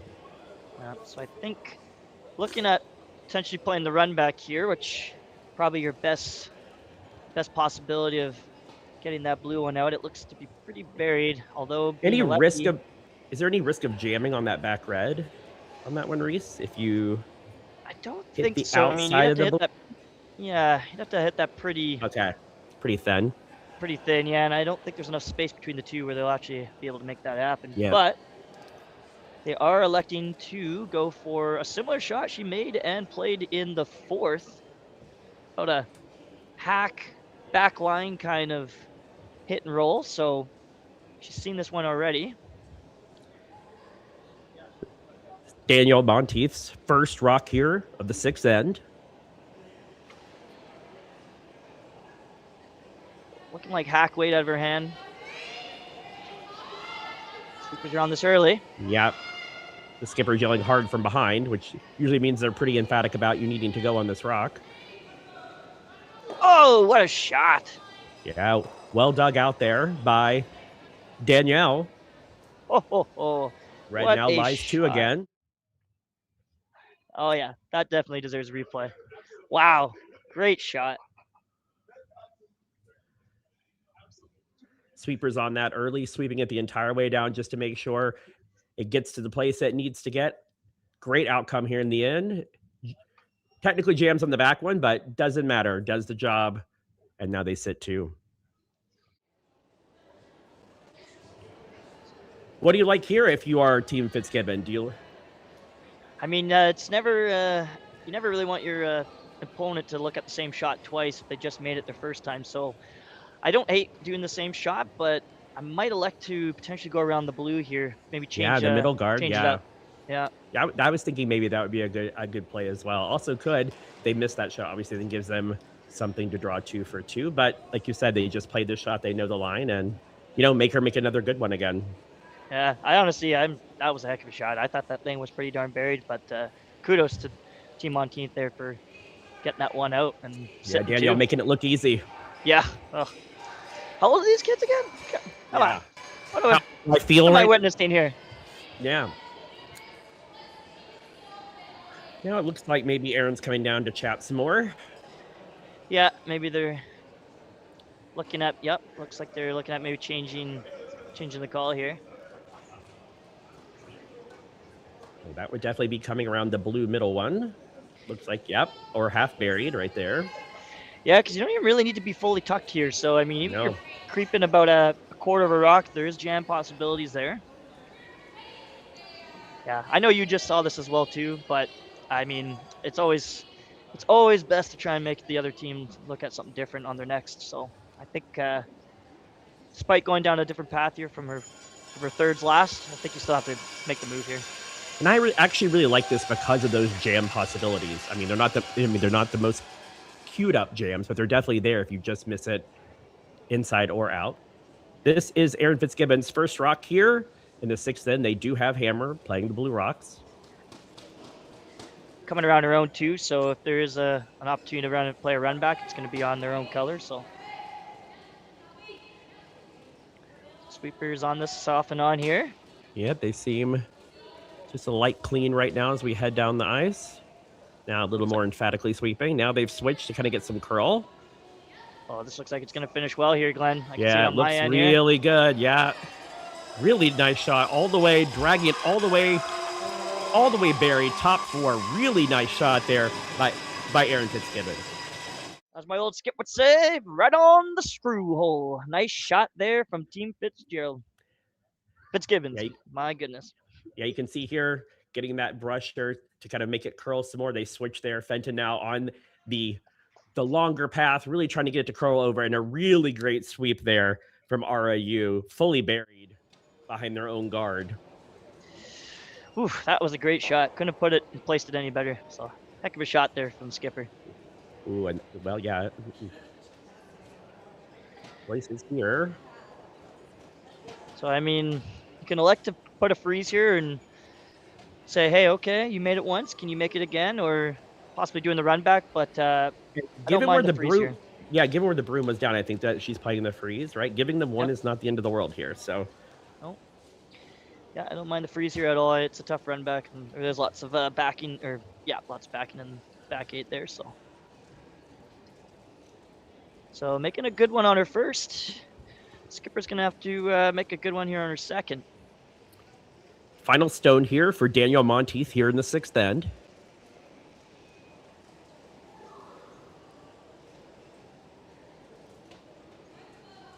Just some light cleaning out of her hand.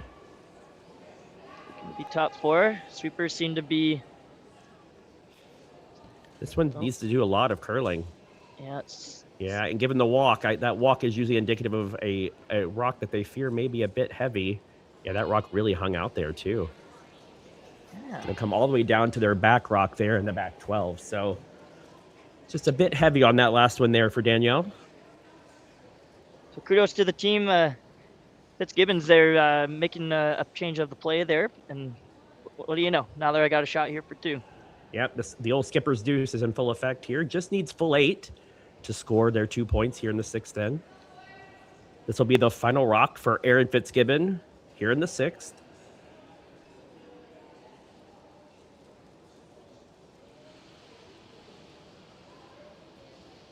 Deliberate as always.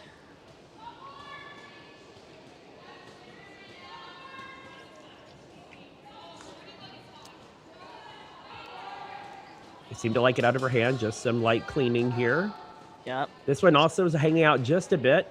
Hasn't really started to curl yet. Curl doesn't really matter as much here as long as the weight is good, because they only need full 8. Just make sure you get to the full 8. And no problem there. Sweepers guided in nicely right to the pin. Fitzgibbon picks up their deuce in the 6th end to go up 5-2 after 6.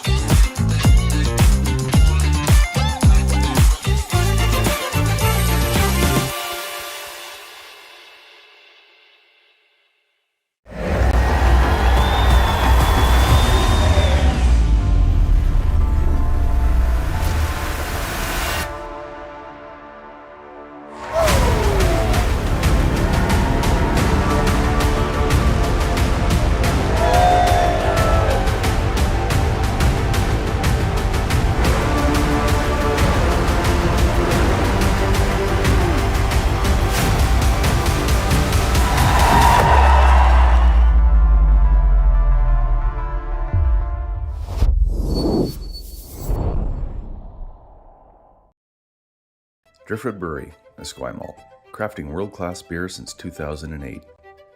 This is where beer is made. With care, intention, and respect for the process, every batch reflects the place we're from and the standards we hold ourselves to. And this is where it's enjoyed. Our tasting room, offering a rotating lineup of West Coast favorites and seasonal releases, right here in Esquimalt. Paired with Thai-inspired food from Dumpling Drop, we're open 7 days a week. Driftwood Brewery, great beer, confidently made. Cheers. Welcome back to Esquimalt, BC in the Archie Browning Complex. A pair of great draws by skipper Erin Fitzgibbon in the 6th inning to take their deuce. They're up 5-2 over Team Monteith here as we play the 7th. Team Monteith does have the hammer, however, playing Red Rocks. Reese, just a pistol of a shot by Monteith on her first, and then just 2 fantastic draws from Erin Fitzgibbon. Absolutely. Yeah, she couldn't have placed them any better. Her first one perfectly buried around her center line guard there, put it top 4. It was definitely a tough shot to come and follow that down, but yeah, then she came back with a beautiful draw on her second, and now she kind of sits here in the driver's seat going into 7. Still, you know, being down 3 in this scenario is not the worst case with the 5 rock rule, so we'll see if Team Monteith can put together at least 2 points if they can, and see what that happens in 8. Yeah, scoring a multiple here is really the most important part, right? You just need to be sure you put yourself in a good spot. Really good sweep here for the sweepers to get that to curl. That looked like it might be on that top red, and look at it just bend in there to be perfect. Great judge, great sweep there from Team Fitzgibbon's front end, or their second and third.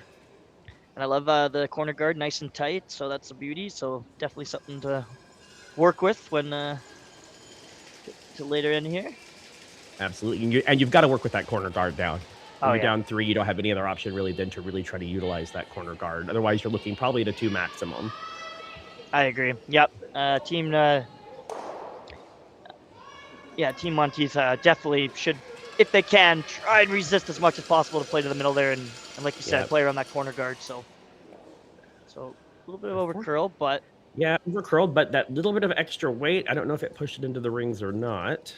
And they're having a look. It looks, it looks like she's hitting it. So yeah, I'm going to assume that rock must be in. Oh, ooh, I know. That might be worth the biter. That might be worth the biter bar there, in my opinion. But looks like Monteith is saying, "All right, I trust you." Okay, great. One of the things I love about curling, you know. Yes, definitely. The definitely spirit a of sportsmanship game. Yeah. Yep. I hope it never loses that. Excellent hit, just what the skipper called for. Rolls to a really good spot, actually, too.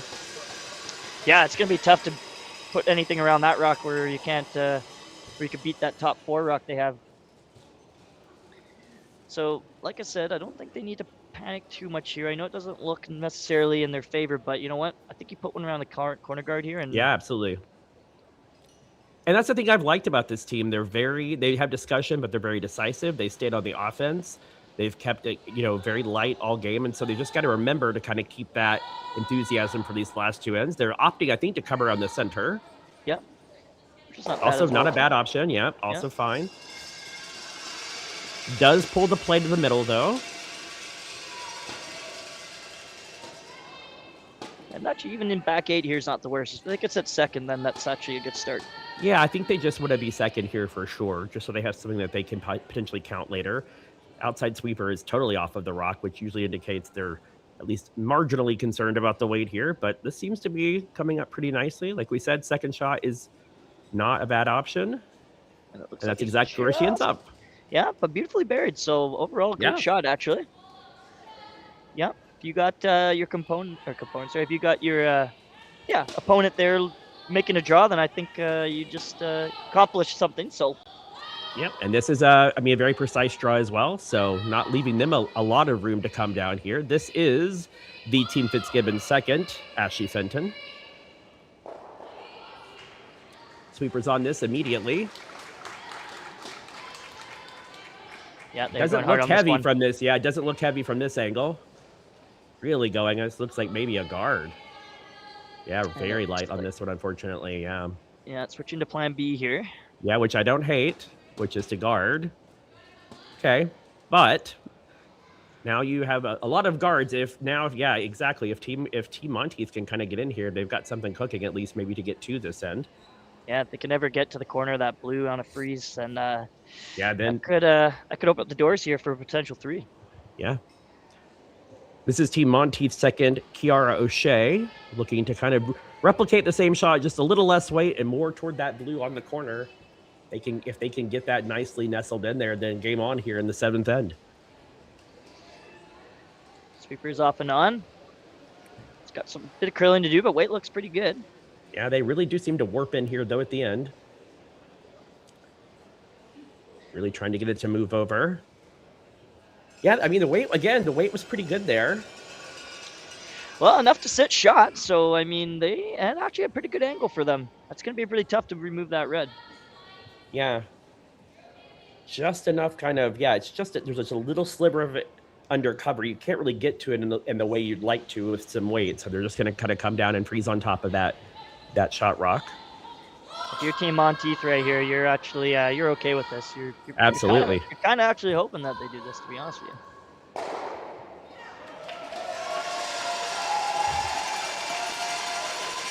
So this is JC Holstrom's first here in the 7th. Excuse me, Morgan Bowles' first here in the 7th.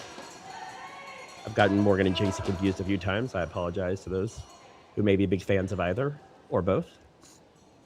This looks like it's way out there. I don't know if that's going to curl up in time. You do not want to chap off here. Yeah, that's going to go right to the back 12 there. So a bit of an unforced error there, and now really game on for Team Monteith. Oh yes, if they could definitely put one here, freeze up into that pocket there. That's going to be pretty dangerous. Yeah, if they can freeze that pocket, their chance of at least scoring a deuce, pretty good, and that would be, stealing your way to victory. It's not always optimal, but also not a bad out. But also the 3 is still in play at this point. So, I would say so. I'd say 3 is right in play if this shot's called and made. This is Team Monteith third, JC Holstrom here, trying to continue to apply pressure to Team Fitzgibbon here in the 7th end. They do have hammer. Are you sure it's not Morgan Bowles? Just kidding. Uh-oh. Unfortunately, just a little heavy on that one as well. Okay, enough to freeze to the back there, so... Yeah, it does eliminate that blue. No, yeah. If I was Team Fitzgibbons here, I would probably start to look at bail time here. I know it does look pretty tempting to freeze one into that pocket, but... Yeah, you just can't miss. Yeah, exactly, because the longer this end goes and the more that shot doesn't get made, for example, then you really could find yourself in a whole heap of trouble. Yeah. Could you ever play with a little bit of weight to kind of jostle that back and maybe slightly roll to the inside? Oh, you definitely can. I just don't know if you need to really score here, Like I feel like if you can get away with, but I think at this point now, this deep into the end, I guess they're gonna have to go ahead here and play a freeze. Agreed. This is Morgan Bowles again, and we have seen this shot a bunch of times, so you do learn from each time you sort of throw the same shot. So they can also kind of go to school in the first one that Morgan threw. Sweepers are off this one right now, just sweeping. Yeah, I'm veering back for where I'm at. Yeah, now trying to get it to curl over a bit. Yeah, these are not quite getting the finish I think they expect at some point, but this one looks pretty nice. And it looks like a lovely shot. Yeah. And so makes the correction on her first, and now the end is flipped around a little bit here. Yeah, we said bail. What do we know? Great shot there for Morgan Bowles. I think there's still enough space to potentially get in on the inside and maybe, just maybe, jiggle around those 2 blues here. Yeah, I mean, it is a good shot. I do agree, though. If you could ever get to the inside and just kind of, get that blue moved right to where you just saw Danielle's broom, that I think you would actually probably also roll slightly toward the center line as well. So you could be in a pretty decent spot. You might leave a similar draw, so you don't want to roll too much, I don't think. Yeah, I agree. But where you make the contact, you're going to roll probably a little bit, inevitably. So lots of discussion had here with the skipper in the house. I think she's just letting the girls know that, they can afford to be a little bit on the outside. Or, sorry, the inside. Yeah, really good discussion there. Now she wants it straight. I can hear that through I can hear the dulcet tones of that through Reese's very close. Oh, that really curled on them. Oh, shoot. Just missed it. Yeah, but That's you know what? Go ahead. No, yeah, interesting because the initial call was curl more, right? I mean, that was the first curl. Then it was immediately to straight. So I don't know if that rock took off on them or it just started to curl more than they anticipated. Release looked good. Line looked pretty good out of her hands. So yeah, that one just barely grazed that top one in the top 12 foot. And now Team Fitzgibbon is in a much better position than they were a couple of rocks ago. Yeah, now I think, yeah, I was going to say there's an opportunity to use that blue that they moved over there, but now that I'm looking at it from up here, I think Team Fitzgibbon can put one here, top 4, even freeze into the corner of one of their rocks there. I think it's going to be then, might be pretty tough here for Team Monteith to get their one, but I think, and I could be wrong, I think they might be sitting 1. That's red, that is, so it's possible. It's tough for me to see, but I think Monteith is sitting 1. Yeah, I mean, if you can force the 1, that'd be a great outcome in this end. I also think, like you said, if you can get kind of corner frozen on your own blue there, it is going to be a very difficult setup with only 2 rocks left here for Team Monteith. So here's Erin Fitzgibbon with her first rock of the 7th end, playing without the hammer. Erin's been dialed in all game. Girls are yelling top 4, so that's a good sign. The front end of ROU and Ashley Fenton here on the sweep. They've had great judge all game. Really sweeping this one in for the skip. Looks like it's got the legs and you have the curl. Good shot. That's a great shot. No doubt now that Fitzgibbon sits 1 and the angles are really good for Fitzgibbon right now. And I'm sorry to the fans if you can hear that noise. I'm assuming Taylor Reese Hansen's made a pistol. She has. I think she just scored 2 or 3 there. She's just joining us. Taylor Reese Hansen's the hometown favorite. That's going to put her up to potentially 7 or 8 to 2 here. So that's a tough hole to climb out of here for Team McMillan. Well, we now have our coach interaction. I won't call the timeout because that's the technical term is coach interaction. So they're just talking through. I think this is really good use again of the coach interaction, right? This is really, what are we going to try to do here to generate, well, scoring, I think, for one thing, but is there a way we can generate our deuce? Yeah, I'm not going to lie, Glenn. I'm looking at it from over here and don't see too many angles in their favor at this point, but they might. Could you? I'm just trying to think of what your options are. I don't think the blue is frozen to the back red, but I don't think you could get to what you could see of that blue and maybe just chip it out and kind of roll over a bit. Yeah, I think it's going to take both skippers' rocks here to score because I think they're going to have to move something around on her first and then hope for some kind of maybe run back or tap on her last. Yeah, this is that classic illustration of those rocks behind the tee line are now killing you. Yeah. Because any weight you'd want to play will either jam on your own or it'll just double out your own back 2 reds, right? So, yeah, that and I know it doesn't look like very much, right? You're just a few inches behind the tee line or, maybe even 6, 8, 12 inches. But that is all the difference here right now in terms of them being able to score. Yeah. So they're discussing right now potentially freezing to the pocket here, which I think, as I mentioned earlier, they're probably going to have to put something to use on the last. I think they might be playing the double, yeah. Or even they may think that red caroms off the blue into the other blue. So if you hit the inside of the left-hand blue into the right-hand side, if you catch the right angle, does it kind of bounce back into that other blue? It's possible. That is definitely possible. Again, I really like the way Team Monteith thinks through things. This is the most offensive call. It is the most risk reward probably as well. But I love the fact that she has the confidence to go down there and go, you know what? I'm just going to try to make this really tough triple. Yeah, I agree. I think she's got a good chance to get rid of 2 of them. I think she has to, unfortunately, lose her back red as well to even have a shot for one going after this. And I'm not sure losing that back red's actually terrible in this instance. Like I said, I don't think it's doing any good back there. So, yeah, just keeping them. So here we go. She gets ready for her first.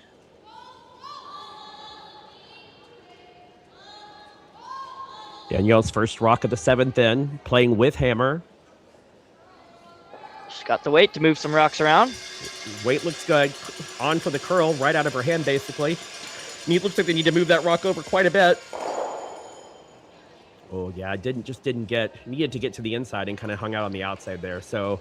Yeah. So just catching a little bit on the high side. Yeah. Leaving themselves. Though.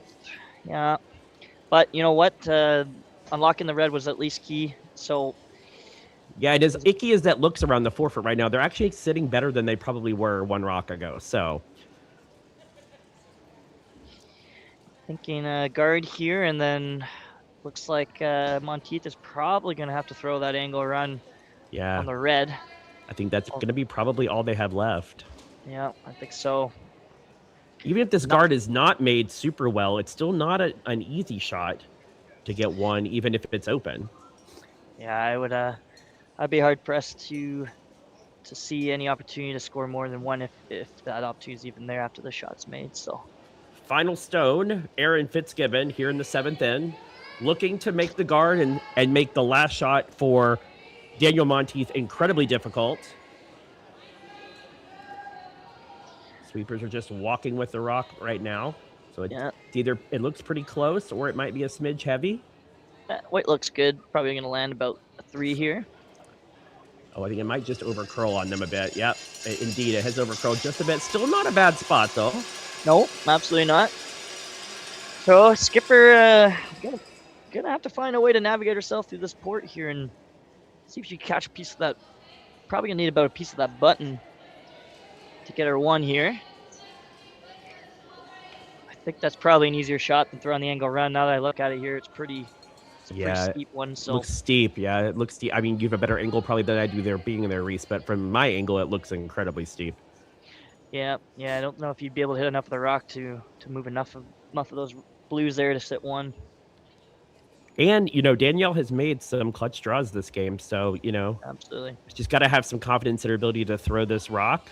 I think this was the right choice. There was some early discussion. You saw them there kind of like contemplating maybe there was some way to kind of get in there with some weight, but I think this is the right call to try to just get through it. Even if you can cut them down, right, at least you take the hammer and live to fight another day. Mm-hmm. Yeah, if they can get them down here to 1, go home with hammer with being down 4, that's possible for sure. Final stone of the 7th end here for Danielle Monteith. Really looking to make a very precise draw here to the forefoot to score their single point.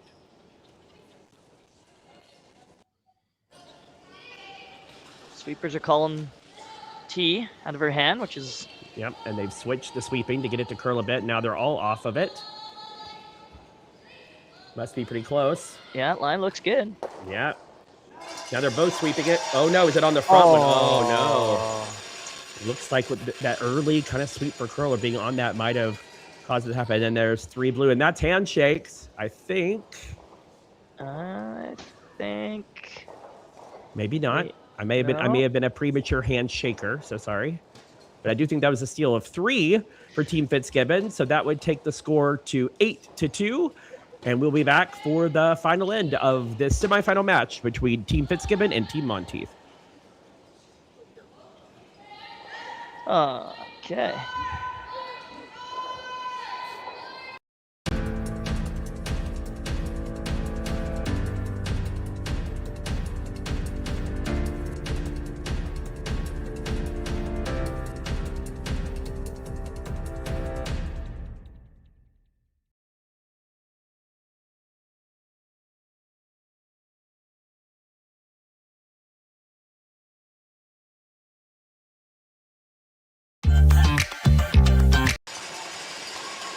And welcome back. And in fact, that was handshakes at the end of the 7th end. Your final score here at Esquimalt is Team Fitzgibbon 8, Team Monteith 2. What a great game between 2 really excellent young teams. Reese, any final thoughts on the game? Yeah, just an unlucky break there. It looked like the weight was good on her last. Unfortunately, just clipping the front. But overall, good effort for both teams. Of course, having been on the arena ice for the first time here for Team Monteith, might have got caught a few times, but overall they put out a good performance, and there was a lot of good shots made for both teams. So kudos to both both of them, and definitely good best of luck to Team Fitzgibbon, and I believe they're playing for the finals tomorrow at 2 p.m. They will be in the final, and they will be playing a team I should have had pulled up before now and do not. They will be playing Team Hannah Bartlett out of Victoria and Kelowna. Thanks, everyone, for joining us this evening. There'll be games to be seen at 7 Pacific, 10 Eastern time here on Curling Zone as well. And so until later, I'm Glenn Prince. He was Reese Gamesh. Have a good night, everyone.